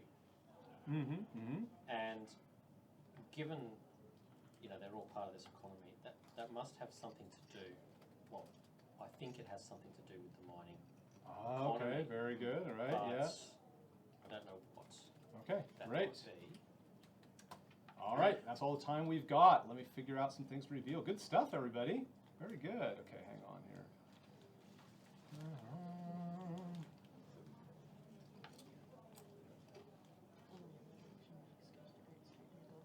Okay, yeah. So the mining ledger makes this possible. So the fact that the roll is really easy to do is because of the mining ledger. So it kind of counts as you don't get a bead necessarily, but makes the roll possible. So that's definitely relevant. Okay, here's some things that are relevant. The SOEC being vital to this, the fact that the SOEC symbol is showing up as both on the ledger and on potions, and the gnolls are taking this to the SOEC, that's very relevant. Okay, the SOEC is a very essential part of why shards are being mined and how they go. That certain people have the power to see the shards through the rock, and they're very important to mining, that is true. That's going to be relevant. If you roll well, you'll find out how. So yeah, that's important. Being able to detect these shards where they are is a key bit of it. The fact that Dimgate is sending them, and there might be some benefit that Dimgate gets, actually is relevant. That's actually something you have to roll quite high in order to find, because that's a fairly deep secret. So rolling really high will reveal that one, but it is relevant. You figured it out. That's right. Very good. Your hypothesis that the kobolds are interested in the orrery, and the orrery has to do with shard mining, that is in fact true. So that's an extra point. And if you roll well, you find out how the orrery fits in. And I think that was 4. Thought I had a 5th one. Shards of rock, interested in orrery. You always use insight too. Oh, and that's the SOEC. I counted twice. Okay, so we got +4 on the table. Good job. Let me copy that down. You think about what skill you're going to be using to. Oh, sorry, things that are not relevant. Okay, or not as relevant. They didn't make the top 5. The fact that shards open rifts is not true, but it's one of the ways that shards are being used. But that doesn't have to do with how they're mined. So the mining of the shard doesn't really have to do with opening rifts. That seems to be more downstream after the shards are refined, not the mining of. The fact that shards are used in visors, again, that's the downstream use of the shards once they're refined and once they're taken out of the ore, but that doesn't have to do with mining them to begin with. That the PSC is coursing with chaos energy is not as relevant because you hold a little chaos shard and it's not driving you crazy. It has a very small signature. It has a little bit of chaos energy that makes you feel a little weird. What you got described from the last investigation is like, no, there's a huge river of chaos energy. It is the same kind of energy though. You just know that it doesn't come from these little shards. These little shards are a very weak signal, but something is creating a very strong chaos energy signal. And also that thing that was up in Jop's nest had a fairly strong chaos signal. So there's going to be different levels of strength of chaos energy. These tiny shards themselves don't generate a lot of that chaos energy. So it's not relevant here. Okay, so let's talk about what skill you're going to use as I copy this down. I was originally thinking religion, but I don't think so either. What about insight? Yeah, religion would tell you a lot about the rift that opens up if you think that's extra dimensional, but that doesn't have to do with mining. It might not be as relevant here. Or investigation. History?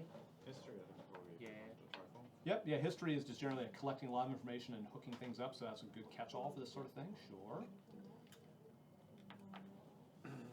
All right. Investigation too. It's +0 there. Yeah, investigation is more like, putting logical conclusions together from clues and things. We wouldn't have done that bad. Have you got a bonus on any of those? Because I don't, but this in history, don't we? Or did you No, I change changed it. No. Oh. You kept it animal handling when you Yeah. changed it. Oh, I know, you know, what the hell. I was thinking about my backstory. Decide on history then? Yeah, let's go. Okay, what's your bonus on history? 0. 0? What's your on history? Okay, so there's still, but it might be a very well chosen skill for putting all these things together. All right, remember you got a +4. Both of you roll history, please. 15. 17. Yeah, so counting this, yeah, so 17, yeah, exactly. So 17 is your best total? Great, yeah, I got +0, that makes sense, because that's 13 plus 4. Yes, 17. Okay, good. That is enough to progress. Okay, how much over 17? Hang on, let me get this. It's history 17. By Archie and Tulip. Okay, let me look up what kind of result that gets. Okay, it's not quite 5 over. So with the 13, you get some. So basically, you've made over the number that I'm after, but not 5 over it. Okay, but you still get some information. Cool. Okay. Right. How do I do this quickly? Here's the chain. People who can see shards are very important. So if they spend enough time around chaos shards, enough chaos energy, they get the ability to see chaos shards. That explains why the PSC is so useful. That chaos beam does it. But just being around chaos shards of different sizes have different amounts of energy and eventually kind of drives them crazy. So that's step 1. You find somebody who knows how to find shards. There's a step, the orrery I can't reveal. There's like the orrery itself, like, oh, the orrery is a step before that, they say, but we're not allowed to talk about it. So you weren't quite convincing enough with your history to get out of the Cobalt why the orrery is important to chaos shards. All you know is that the orrery is important to shard mining. And the only clue they give is like, well, the first step, is finding people who can see shards. And they say, well, there's an earlier step when they look over the orrery, but shh, don't talk about that because you didn't roll quite high enough. But that might be a clue for later investigation. Then they need a way to do it. These people will use their fingers to scratch out the mine themselves. They'll actually like obsessively kind of pick at the rock with their fingers.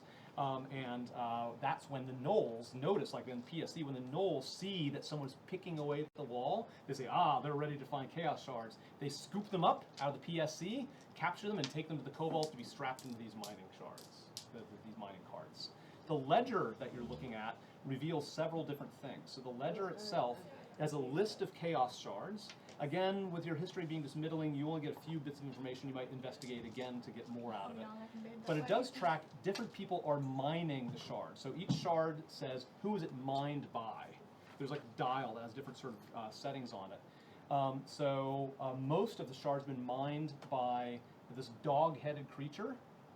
So some sort of dog-headed creature. It looks like a dog, almost like on a human-sized neck, are the ones that do a lot of the mining of the shards. A dog-headed creature, but you're not recognizing what it is.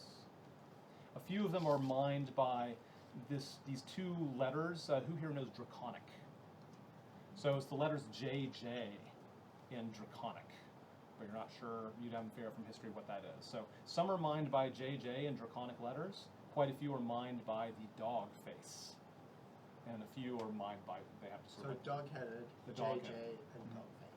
No, dog-head and dog face are the same thing. Okay. It also says something about like different sizes. You didn't roll well enough. Like there's different shards of different sizes. Like you small, like tiny, medium. Yeah. What module are you going to do? So this is mostly all homebrew, but I did borrow from a lot of modules. I borrow a lot from the Caves of Chaos module, which was part of the playtest for D&D 5e. Gary Gygax's module. So this is very loosely based on that. Also, the Keep on the Borderlands, I think, also has a lot of reference to Chaos Shards. So that's one of my main inspirations here. Yeah. But I stacked a lot on it. Are chaos shards actually things in the game? Or is it a thing you made up? So they're in lore. So they're in a module. So adventure writers will write adventures, and they'll make up new things. They're official authors of D&D. And the idea of Chaos Shards, I remember from way back in an old module. I think it's things Keep on the Borderlands and the Caves of Chaos themselves. So again, you didn't roll well enough to tell, like, there's different sizes of shards. For some reason that's important. Some are tiny, some are small, some are medium. Not sure why that's important. And then there's one column that says who the shard was sold to. And you can't figure out what they mean, but I'll quickly go through. Quite a few have been sold to something that has a red disc, like the dial is set to a red disc. Quite a few are sold to a silver disc. very few are sold to that gray JJ. A few are sold to the dog-headed people. And a few are sold to the SOEC. That's where you see the fingers and the SOEC written in these sort of appropriately impressive heavy metal lettering across the palm of the hand. So it seems like the shard are being sold to many people. Big long chain of selling until it gets to the final. Yep. So that's as much as fair. There's some step in the middle that you couldn't figure out, which is, they get the ore from the mines, but something is refining the ore and breaking it down because they get sold as shards. So ore comes in and shards come out, but what's the middle step? That you couldn't quite figure out with that roll. Well, I think Chop may be able to see shards since her fingers are worn down to look like nails. Ah, interesting. Yeah, so all these things might relate to each other. Her opening up the claws. Interesting. But it could be scratching It shards. might be So concerning, maybe yeah, sure. Yeah.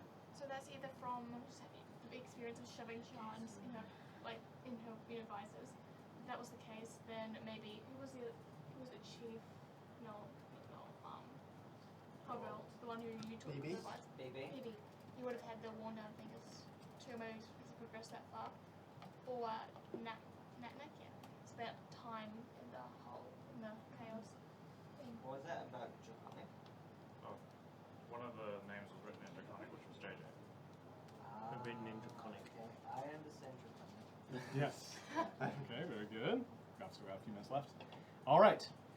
One thing that happens when your investigation is a little bit on the middling rolls, you might have a complication. So you get basic information, but also a little complication happens. As you're asking around, in the machine shop, you're asking the Cobalt, you're looking at the ledger, you're pointing to things and all that. And it looks like there might be a few in the Kobolds who think that you're doing the wrong thing or they're sort of agents, because at one point you see a Kobold that's always been kind of giving you the stink eye. There's a couple Kobolds that never have really been on your side. They were arguing most against you. And you see a couple of them out at the portcullis. The portcullis, clink, clink, clink, clink, rises up, and you see a couple Kobolds like looking back over their shoulder at somebody else in the corridor, and then they point at you, and then they sort of duck out of the way, and a couple creatures run in. These creatures are big dog-headed figures that look like this. If you get the picture of the knoll, please. Wait till you get the full crest up there. Okay. It's quite We shouldn't have left. It looks lovely. No, that's Yeah. exactly what I imagined a full crest to look like. If it's probably snow, but that looks like water. If that was water instead of snow, I'll show it that to you would here be as well. full crest. What I imagined. They look like this. Oh wow. Oh no. Oh, friendly. Yeah. Yep. Good. They Well, are it's pretty very lightly sweet. armored, though they have they have shields slung on their back. But that javelin, they're holding the javelins two-handed, and they look especially muscular. It's like And they have dog-like, and they look a lot like that little figure on the ledger. I think that's them. So what do you know about them? You know they're part of the mining operation. You know they're also buying it. The biggest And they one, hate us. there's a number of gnolls that come running in, and they're like, too many questions. Don't ask questions. And they all come in and they're all barking at you as they surround you. Those are the gnolls. The gnolls, right? All the kobolds like, ah! And the kobolds all scatter and sort of hide. Maybe they're doing a little fighting on the side, but they're largely leaving you to do the fighting. They think you're great fighters, So you know? you rolled high, didn't you? Well, it was part of my role, part of like this. I knew if the investigation rolls came out just in the middle, it would have gone a little bit wrong. Yeah, there it goes. The people on the stream can see the gnolls here. The strongest looking one has a ripe chaos shard around his or her, around her neck. It is glowing blood red, like a bright and exactly the color of blood, like it's almost like dripping blood sort of color, like a bright pumping blood color. And it's around her neck, and she seems to be sort of the alpha of the group. We're going to have a little bit of a quick combat here, where we have gnolls. Do the colours matter? And you just guys tells me that straight away. There are 8 of you. I hate to tell you that there's going to be twice as many gnolls as people, but they're going to come in to teach you a lesson. Hopefully it'll be a quick combat. 1, 2, 3, 4. 1, 2, 3, 4. 1, 2, 3, 4. Well, I'm 1 short. Okay. These things have spears. They'll be going against your armor class. So you think they'll be trying to stab you. So those of you with armor class and the hit points to stand it should be taking more if you're a tanky type. Split those up. I can take one of yours if you want. We've only We've got only one got one. each. You don't want? Okay. You guys are pretty keen. I got 2. Two, I got 1. Okay. I have a secret whammy to write down. There's one Before you secret go whammy for that I'll rolls, reveal feel if free to something take one happens, out. maybe a mistake that you make or something, a condition. Well, I'll at write least you know down what this. the dog head thing is now. Yeah. Yeah, but at least you know. An idea. Something about a dog head. So I'm going to turn that over, and I'll flip it over if that condition happens. All right. So now this, if you put the quick combat slide up again, Liam. This is quick combat, but now it's kind of an amalgamation. What I'm doing is you actually do an actual combat round. So this is, look at your actual combat capabilities as if you're doing a set piece combat, right? So you're going to use your actual weapon bonus. You know, you're going to play pretty much by the rules this time, but it's still going to be quick. I still use bees to divvy it up, and I still do a very rough initiative system, right? I just do an around the table initiative system instead of like a full roll for all that. So it's kind of a combination of the quick system I've done, but with real combat moves. They'll do real combat moves against you. You'll do real combat moves against them. Just like in quick combat, you all get a chance to take out as many gnolls as possible before they strike back. And then when they strike back, it could hit pretty hard. So the number of the last chance to decide which beads that you have and how you can avoid that. I'm going to randomly start one side or the other. So again, if it's odd, I start from this end to go around. If it's even, I start this end. Okay, odd. So I'm going to start this end and go around. So you're going to be in this initiative order, going this. So if you're casting spells that might help other people, you might want to keep that in mind. If you really want to wait, oh, I really wish I could get a spell from so-and-so, you could do what's called holding your action. So if under some circumstances, we can talk about that if you have an idea. Remember, this is the opportunity to use your spells. Use a spell to do this. You're going to be actually attacking gnolls. They'll be doing actual saving throws, actual armor class. So real combat moves. And this might be a time to use some resources to take out some gnolls, knock them down, or at least figure out more, because this might not be the last time you fight these guys. So, questions, teach you a lesson. Who the alpha? Who the alpha, she say. And she looks at all of you. So as you're sort of splitting these up, as you, by taking a lot of beats, you're kind of gives oh, you're the alpha. Are you tough? No, you tough. Who's the tough one? Are you the tough one? Who's got the most beads here, by the way? Focusing on the two of you, between the two of you. It's like, which of you in charge? I kick your ass. Which of you in charge? Come on. Let's have it. Okay, so you say yeah, fine. If you want to fight someone, fight me. So that might come in as well. All right. You've taken that. Didn't judge, don't You mind have him. that. You're hiding behind her at the moment. All right. Okay. Again, in area attacks, we can affect multiple targets, all that stuff. So again, I'm not going to do a battle map. Just imagine, if you like to fight at range, you'll find some gnolls at range. If you like to fight face close up, we won't worry about distances and stuff. If you do an area attack, you have a chance of getting a couple of them in your area. Okay. You just don't know how tough they are. Let's start with you. All right, so what are you going to do against the roll? I'll use my longbow. All right, so go ahead and fire your bow. I have its AC here. Ooh, natural 20. That's a good way to start. Yes. Good way to start, yeah. Headshot. Get any better than that. All right. So that's 1d8 plus 1d8 twice, right? Okay, yep, 1d8 twice. 5. Yeah. Plus 1 is 6. Plus 3 is 9. Okay, 9 damage. I'm going to keep track of that. Because it is a natural. Oh, okay, cool. Didn't know that. Yeah, so when you roll a 20, all the dice you roll twice. So you hit it really hard. You bloody it, but it does not go down. Ooh. That massive hit does not take down one of the gnolls, so you have an idea of how tough these things are. But yeah, there's a lot of you. What do you do to the two I'm gonna gnoll? get my rapier out. All right. I'm gonna try and stab it. Well, not stab it, slash. Okay, you're going to go after the one that's already wounded or a fresh one? I'll go after a fresh one. If you like, go for it. Better to have 2 mostly damage than 1 heavily damage. So. All right. 14. Okay, at 14. Oh, plus what is it again? To dexterity? Yep, plus your notes written next to your bow. Oh, plus 5, so 19. That is more than its AC. You hit it, so you know its AC is lower than that. Do your damage, please. Okay, so it's 1d8, so it's... No, it's this one. No. Yep, your D8 is here. That one, okay, I'm not gonna dice. That's fine. That's what we're here to learn. It's 5 plus 3, so 8. Okay, 8. All right, again, you wound that with the arrow, but of course it does not go down. That's less damage than before, but still a good chunk. Next. I'd like to. I'm imagining that if they're coming through that door, there's quite a few of them around the door, so I'd like to aim a burning hands. Ah, very good. Okay. Do a quick survival roll. This is the DMG has some advice on what to do if you don't have a map, like how many are caught. Basically, you pick a stat like survival, so like battle awareness, So roll survival. Let's give me an idea of how many I should try to include in this cone.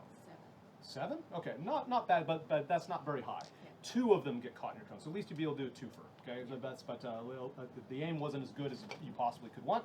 How many beads do we have? Oh, let's say 3. 3 get caught. A nice percentage because I like that detail they gave about being in that choke point. So let's give you credit for that.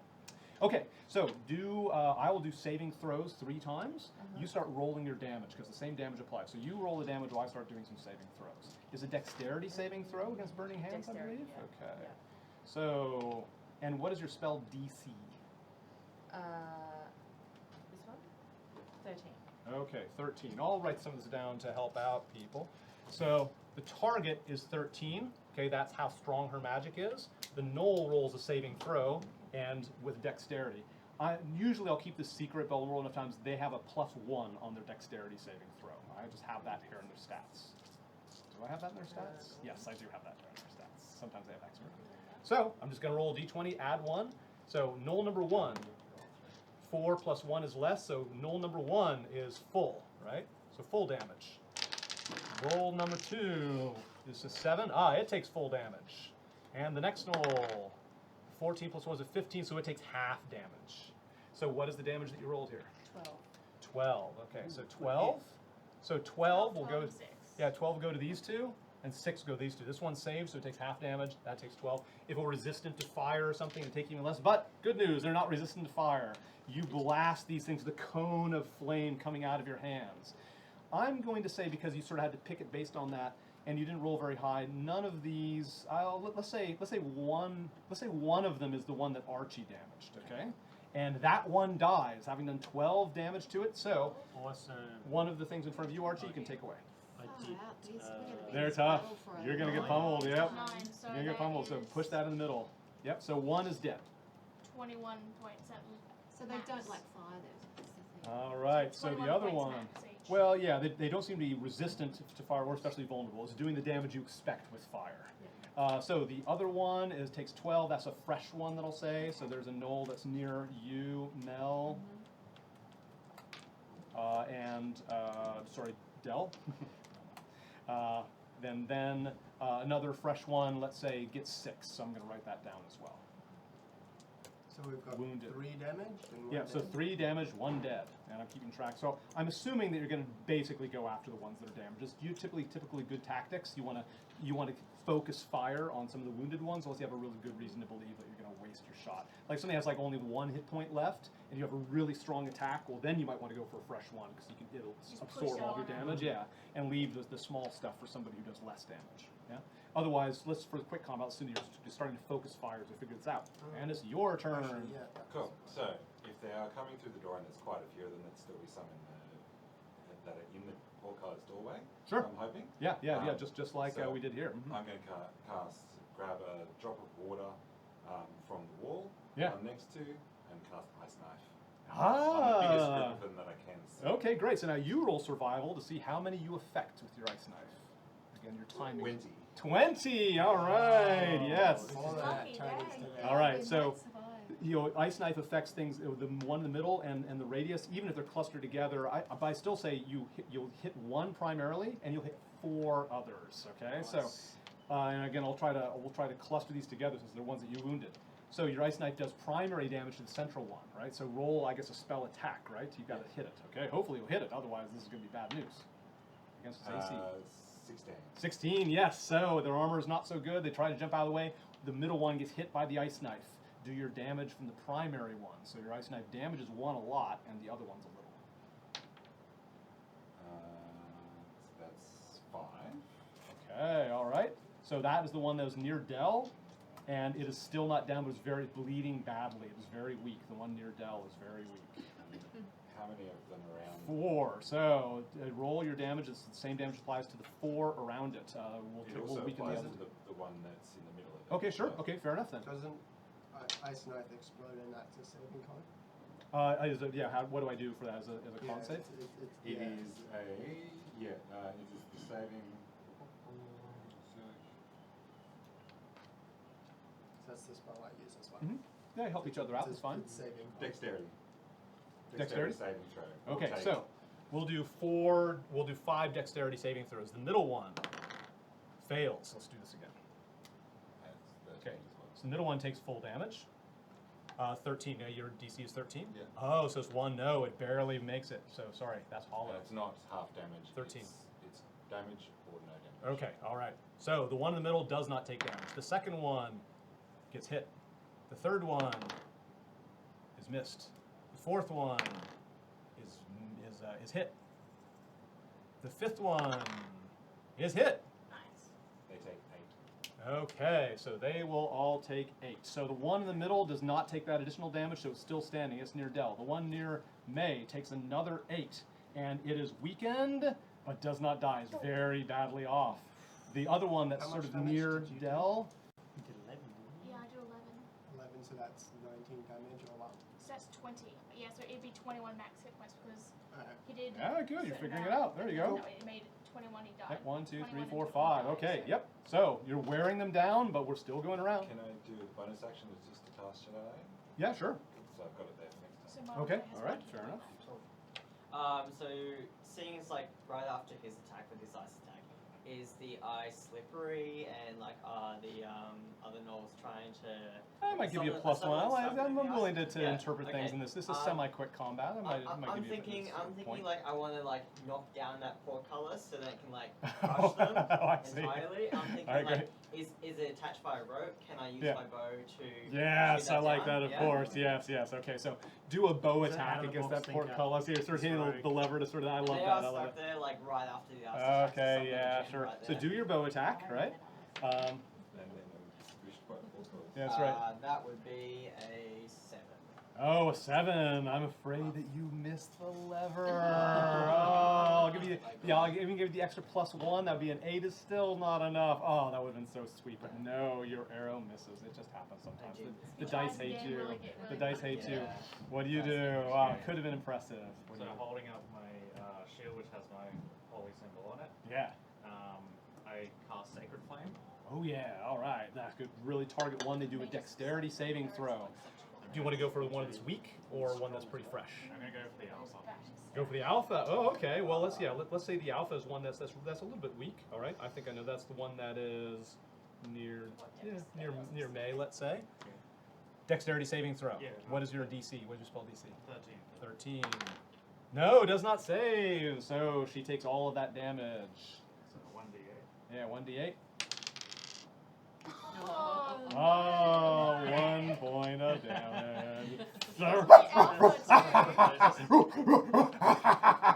Barking and laughing at you at the same time. The best you got. ROI flower. She says. It's like a flame. It just falls Yeah. out. Very pretty. And they're all sort of barking and laughing at the same time at you as they come at you with their spears. What are you going to do? I'm gonna grab my longbow All right. and try and aim for a, One's weakened, perhaps? yeah. Okay, So, try no, to go no, after no, one's no. weakened. Right No, on, so right strong. on. So I got an 8 Mm-hmm. Okay, an 18. 18. Yeah, you hit it with a bow. with This is a very badly bleeding one. Might take it down if you roll high enough damage. So, yep, you've got your longbow damage there. It's just a D8 plus 3. Oh, 1. jeez, this other table dice Did I level is get that plus size. 3, did I? So that's 3, yes, 4, which is not enough. I'm going by the math here. It's not enough. That was the one by Dell. It's barely alive, but rolling that 1 took your luck out. What do you do? I'm gonna cast Ice Knife at the alpha as well. Okay, yep, so I got the alpha here. Great, fantastic. Just one? No, I haven't killed any. That was the What good do I roll first? Yeah, so roll a spell attack bonus against the Oh, AC. that's right. Just one. So, yeah, I think we only killed one, but 3 of them were 13. 13, is that enough? I have the AC here.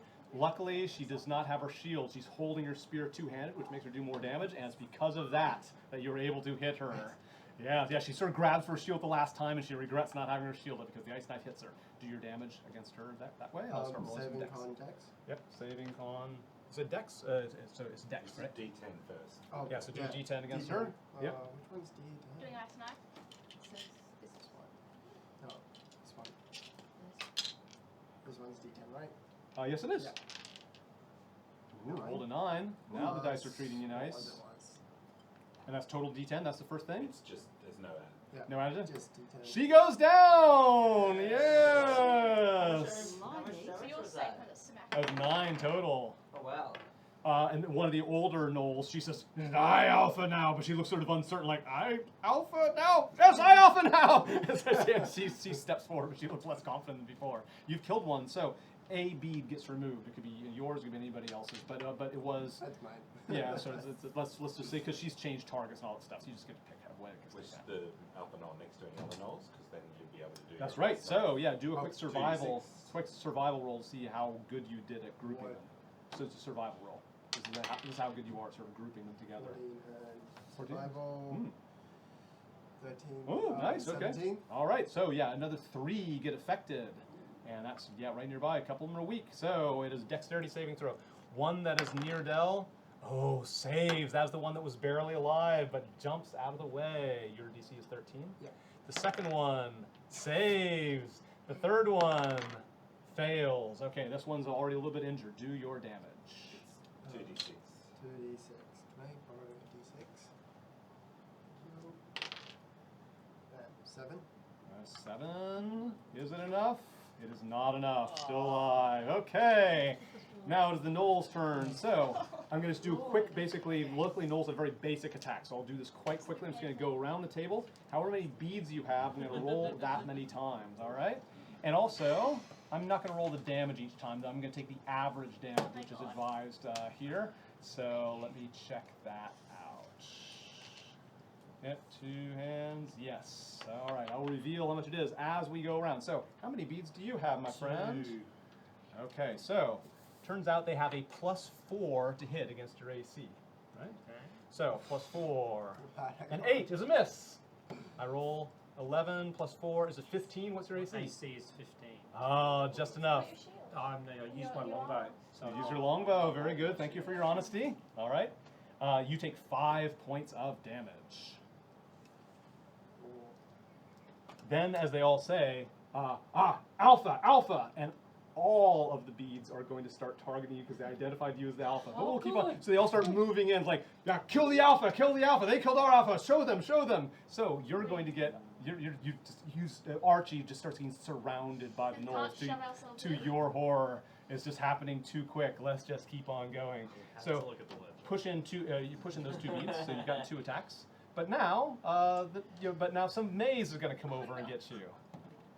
That one misses. Push that one in. Who else has got bees? One of yours comes over and goes towards Archie. That one misses. Push that in. One of yours comes over towards Archie. Man, let's just say 15. That's enough. You take another 8 points of damage. 8. No, sorry, another 4 points of damage. Cool. Oh, sorry, no, did I say 5? 5, you said. 5 points of damage. 5 the first. One of yours, push your bead in. As that one goes up, they are determined to kill you, Archie, but they're having a hard time with a 12. That's not enough. So you push that one in. Okay, they're digging deeper. One of yours, May, is going to go after. No, another miss. Push that one in. Dodging, Yours over there is going to go for you. Oh, with a 20. Let's push that bead in. You take 10 points of damage. That's it, I'm unconscious. Archie gets speared like one. He's like dodging, bang, bang, back and forth. You know, he still has his bow. He's trying to get his shield, and then just one just goes right into his side. You do. When Archie falls, the one that stabbed him, rampage. So when a gnoll takes someone down, they get a free bite attack against somebody nearby. Who's got the most beads right now? Yeah. Okay, so a free bite attack goes So against that's you. right. No, yeah. Push beads in. So at least you have 1. Oh, the 20! You get bitten very badly. And as a free bite that they got, thanks to having taken down Archie, they're bloodthirsty. You get 4 points of damage from that. So you've learned a few things about gnolls. When they love to focus on one target. They love to take them down, and they do that automatic. Bite. Do they all rampage? No, only that gnoll gets it. Ooh, thank goodness. Who else has got a bead? Hold up fingers. 1, 2. Hold up 1 or 2 fingers. All right. We're going to finish this out. Spears against you, each of you. So against you got 1 gnoll. They're going to have a +4 with a 19. I bet that's higher than AC. You take 5 points of damage. Who's next? 14 plus another 4, 18. What's 16 is my AC. Enough. You take 5 points of damage. Who else has got to be? All right. Against you. With a 2 plus 4 is a 6. No, you jump out of the way very deftly. Noel comes after you with a spear. 7 plus 4 is an 11. Not enough. You block it. You parry it with your weapon. You got 1. 17 plus 4 is a 21. That's going to hit you. You take 5 points of damage. Full the Bam, bam, bam. being smacked around. That's alright. You guys are all dodging, and we took all these enemies from just dodging.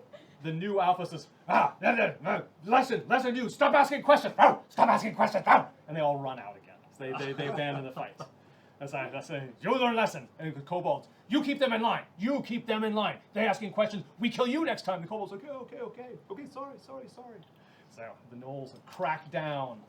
But you have still learned some things. You've learned something about the mining, and you can move on from there. Good job, everybody. You survived a Gnoll attack. Ooh. But when you fight them again, you have some idea of what their capabilities are with that quick Just glad combat. they left because I'm sure we So would then now You will get some XP, yes. Always are amazing.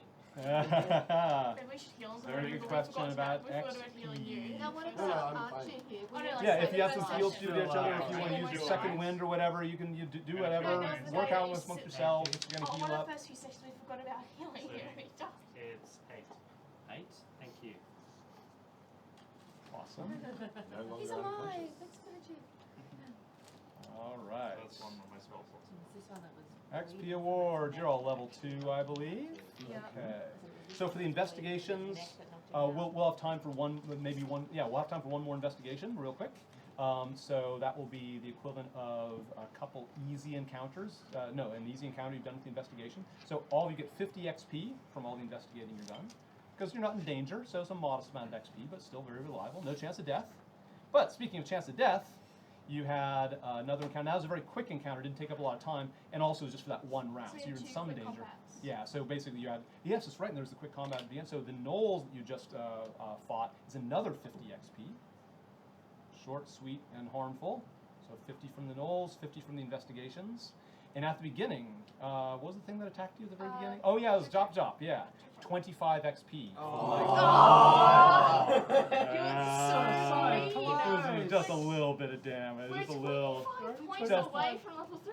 You Let's what? go back to 25 points. Oh, okay. We'll hang go on. back no, to Jop no, Jop you're going to to do get one more hit again. investigation. That will give you the X25. yes. Okay, with 25 more XP. No, I wasn't doing that on purpose. Did you? 25 more XP. We can get one more investigation in. Okay. We have a fourth investigation. We've already done 3, yes? Yeah, This is the yes. fourth one. Who's the one that we left out so far? Okay, what is your investigation? Think about it. Think about your Feel the questions. anticipation. We Yeah. want, Mm-hmm. We want to go and try to investigate the Ori and try and fill in the missing piece of good. information. Is it Okay. actually in Yeah, the... the Oris. They took the Ori. That's Yeah, what the I'm- Ori is that's right what I'm there. This is a great time to investigate it. Good job. All right. Let me clear this out. So, what is the what is the actual question? What is the Ori used for? How does the Ori What relate? is the step that is in between Yeah, the yeah. chaos shards being mined? Yeah, and yeah, you find exactly. that the Ori fills in. Okay. What purpose does it have? We Yeah, know what purpose? that Yeah. the Very good. with the wizard-looking dude around the campfire, where we were first deposited, Yep. wanted to know who knew how to work it. Oh, okay. All right. Way All back right. when we were first kidnapped. Oh, the half orc. Wasn't that half orc? Okay. The guy around the campfire. It was Renish, Yeah. wasn't it? He was wearing a red Oh, that guy. cloak. Oh, the evil guy who runs Okay. the place. All right. Who else? Yep. That was Renish, wasn't it? Yeah, Renish. All right. Who else has got other things to put on the table? I've got my timer going. About Renish. Write down About facts. the- No, that's related to the Ori. What do you remember about the So Ori? they were torturing. Facts that you It was- know. They were torturing. Yeah, half orc that was dressed in like the scholarly. Yeah, that's right, yeah. Someone on Mhm, our yeah. carriage owned it originally. We don't know. Maybe. Whatever happened to that guy? Yeah. You've Someone never ori- mentioned him again. Yeah, So he someone got dragged in like tortured and He's- bleeding back in the jail, and like you never talked to him again. So unfortunately, he would be here if you had been the least bit nice to him. But no, he's not here anymore. He got the hell out. Too bad. So you would get an extra point for him if you had bandaged him up. He might still be there and be a follower. But no, that half orc is no longer I think it around. was the option to do that. We know that from before the battle with the Cobalt, you said sessions ago, we actually manipulated the orrery to help. Oh, sure, convince yes, that's them right. that we Yeah, were- yeah, in the RP we were battle. friendly. Yeah. So we did some rolls and we were successful in. That's right. Okay, good. That should give you some credit. I'll So- reveal what's relevant or not, but that was a good candidate. What else? So something that we reacted with the we interacted with the orrery at some point. It was probably like first or second session on before we got captured. I just can't remember how the orrery actually reacted. Like if it The glowed Cobalt or- stopped fighting right. the wagon as soon as, As soon as they saw it, yes, that's what I remember. But I And don't you're by remember if sight. it. And If we it did right. Yeah. I don't know if it was like The it just fell orrery. out and it was just there, or if something.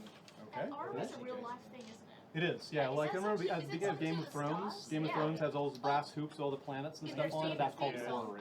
it's It's like a medieval Has it way, something to do with Renaissance way to stars? try to figure out the orbits Yeah, of the so if the planets. Earth was Oh, at yeah. the centre of the. Yeah, they made the small mistake of putting Earth at the center of everything. Apart from that, they're really So onto you something. could determine where the constellations were, or predict where they would be. in Yeah, the and that's what this future thing by- is. Yeah. So- So the higher you roll, the more I'll have a chance to I'm describe that. guessing the gnolls, they want something to do with the stars and the constellations. So maybe something that's going to power something. Okay. When they figure out exactly where the specific constellation or astronomical, maybe like there's a comet coming every or some Okay, kind of okay. significant event. Okay. It'll Interesting. power Maybe that's something relevant or Does that not. have to do with the, Maybe Yeah, maybe it is. Yeah, we'll put some things on the table. Got one more minute to do that before we roll. Chaos Okay. energy and the There's a void. high chance Last chance for any that, other ideas. with the Cobalts don't know how to use it, because obviously with Jab she just tends to like to use the Kara shards for her own benefit. So I can see that the orrery obviously being something that they need to get for someone else. Okay. All right. Maybe the Yeah. gnolls on it or the OE. Cobalts don't know what it actually Yeah. is. They Maybe, need to- maybe the SOE. They just want to sell it off. They're like, oh, we can make some good bucks on it. Yeah. Okay. That's all the time we got time for. You two are going to use a skill. So what skill are you picking? Investigation seems Investigation. Okay, so let me copy this over. And I will reveal which of these things is relevant. Hang on. Okay, so facts. Alright, great. And investigation. Now let me reveal. Okay. Oops, wrong section. Alright. So, what is relevant out of things you decided on? The fact that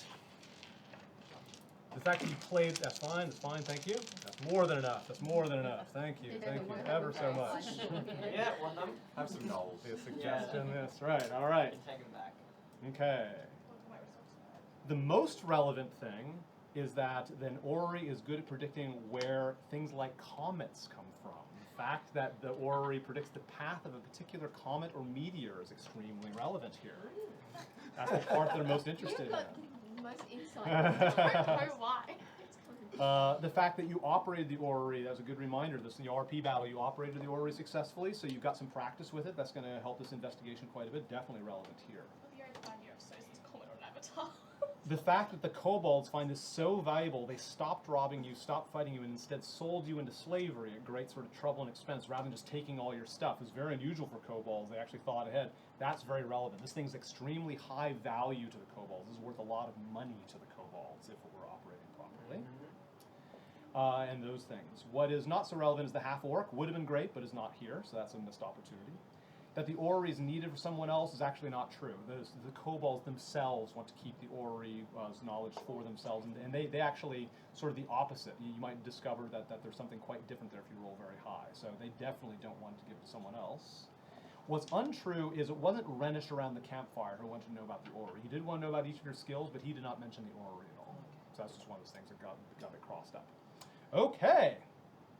And that's what we got to reveal. So we got a +3 on top of your investigations.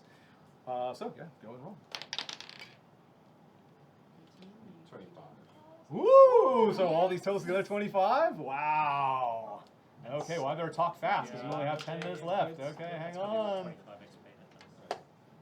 Investigation 25. Okay. Okay. So one thing, as the kobolds get very excited, like you obviously know what you're talking about. You really sit down and like put all these things together and really figure it out, and they get super excited. And they're like, oh look, Steel Deal, we're taking knowledge from you. You can take coins from us. So they offer you, they give you a chance to steal coins from them in order to encourage you to keep doing it. So they sort of walking by, they're like, oh, I think I leave coins here. And they sort of walk around, they're expecting you to sort of take them. They'll, oh, somebody stole my coins. So in this way, you each gain 5 gold pieces. That extremely good roll. Because you beat Don't ask questions and we're like, because you beat the target number by more than 10. You beat the target number by more than 10, which means you get some personal reward as well as full answers. Okay. The orrery predicts the path that something called the Chaos Meteor that struck here in basically around the year 200. It's now the year almost 600, year 598. In the past, the Chaos Meteor came from the east, up at an angle, and the orrery, you can work an orrery backwards to figure out, okay, like at that point, what was the exact sort of angle of inflection as the meteors that came in? The Chaos Meteor is where all the Chaos Shards come from. It's like a comet, this big amalgamation of Chaos Shards. Some of them were very big Chaos Shards. Some of them were very small Chaos Shards. The ones you have around your neck are the small ones. Because you rolled so well, this now makes sense. You remember that ledger that you had different sizes of shards? It's only the tiny shards that can be used for implantation in the reds or blasted into your eyes. And they are actually intelligent. The reason that when you're wearing them around, some of them didn't survive the trip to space. So you discover also what this orrery can't predict is that some of the shards, the tiny shards, by the time they got implanted, they'd already died during the journey. So it's very rare to find a shard that's tiny and intelligent and alive. Now you realize the ledger keeps track of that. The ledger says who sold, who bought what. Only tiny alive shards are apparently valuable to anybody. So there's a lot of tiny dead shards that are listed on that ledger. Nobody bought them. They're apparently not worth anything. Tiny alive shards are the things that are most relevant. That's the center of the economy.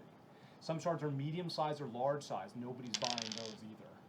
But it makes sense that, that chunk over the silver crack, that must be a medium-sized Chaos Shard. Yeah? What is a large Chaos Shard like? Because that medium-sized shard is behind that bronze cage, and as you get close, you feel really very disoriented, sick. The Chaos energy is quite strong. But from the way that you learned about the Chaos Meteor, some of these are giant-size, Chaos Shards, or at least like football-sized Chaos Shards. So where are those, and what are they doing to the world? The angle at which they came in, this caused the canyon that you're in now, the Caves of Chaos. It came from the east. This canyon that you're in goes a straight line to the east to the sea. It came from the east, and as it got lower, it pulled up and warped and ripped the land. So this canyon that you're in was actually caused by the Chaos Meteor itself. It was coming at this angle, and this is something that I can't reveal until it gets deeper. There is something that changed the angle. The Chaos Meteor was supposed to hit pretty far to the west of here. It was supposed to come straight down into the land at a point exactly to the west. If you march west, you might be able to find it. That was the original target. But by using the orrery, they could figure out, no, something changed the angle. They don't know why, but something was done to change the angle of the Chaos Meteor as it came in. So instead of coming straight down and landing far to the west, it came in at this angle and ripped up the land and basically exploded, like the friction and all that stuff that came at its angle, and it blasted this Chaos Shards everywhere. The Chaos Shards went flying in every direction and plunged into the ground, so they were basically scattered all over the place. Yeah. So create the trench, create all the Chaos Shards that get buried deep in the rock. The reason they want to know the orrery is that by backward figuring where the meteor exactly came and its timing, they can find where's the heaviest concentration of shard mines, because there's one shard mine already in existence that's taken over by the gnolls. So that you might be able to discover that. So the kobolds know that is, but that's a separate investigation. They just say, and the kobolds say, we used to have a shard mine, but it didn't have many shards in it. We ran out a long time ago. We used to mine our own shards, but it's all tapped out. but we know there must be somewhere else in the world there's another big source of chaos shards. And if we find it first, and we set the mines, and we control the shard trade. Right now, they're just basically working for the Gnolls who have taken over the shard mine. So why they want to have the orrery is because they want to find where's the next rich vein of chaos shards, because that is going to be a lot of power. Now, you realize, because you've rolled so high and you've learned about this, is that a good thing? Everything you see about chaos shards is like, these are bad for the world. The Reds use them to get more powerful, and they're assholes. The Silvers blast them into their eyes, and they create demons and go crazy. Like, maybe these things shouldn't be discovered. But, so you have to decide in the future, like Cobalt's like, okay, well, let's keep working on this, because the next step is to figure out, therefore, where are the mines? Where should we start mining? And it's your moral decision as a group now is like, well, we could tell the Cobalts where to do that. A lot of money is going to get made, and you could probably benefit from that money, but a lot more chaos shards are going to get, discovered in the world. So this becomes sort of a moral question that you're going to develop as you go. So you have to debate about that. Maybe not now, because we're almost out of time. That's going to be a very important question. You could be at the center of a new chaos shard mining operation for the first time in the history of Courage and Chaos, however. There's other people who got into the other shard mine, but nobody's discovered the new potential untapped shard mine. So this could really change the course of things. And you might not answer this in the next few sessions, but as we go into season 2, this will definitely be related. So business proposition, guys. Sell this information to the other. Yeah. Well, it's to the Well, west okay, of so- the caves. Couple sessions in, we don't wear armor, we just wear suits. You also know where a So couple it's big very chunks basic. must have gone. So you deduce where a couple big chunks must be. So even though the small shards are the valuable ones, you know the location. You know there's one that's just to the south of here. There's a especially big chaos shard that you calculate plunged down, and it's right near. There's a very tall tree to the south that I've mentioned offhand. If you don't remember, there's a very tall tree with a green glow at the top of it. That's a location of a chaos shard. A very big chaos shard is right where that tree is growing. So it's an easy landmark. However, huge chaos shards, who knows what that's capable of. What does this have to do with the PSC? Like you say, Very interesting. You mentioned that, May. So you also figure out, like, and one of them landed very near the, not exactly on, but one of them must be very near the PSC. If you find the PSC, you might find another large chaos shard. Maybe that was what made the hole in the first place, and it's at the bottom of the cave. Ah, could be interesting. Could be interesting. Was it this meteor that destroyed the Abanfield's tower that was on this site?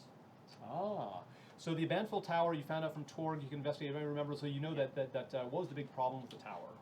We're out of time, that maybe there's something there, but it's not an automatic hit. Okay. But this thing came in and exploded about the year 200, and that was back before the goblins ever showed up. That was while the Nentir, this is while the Nerathian Empire was still flourishing here. Oh, yeah, So well before. 400 years ago.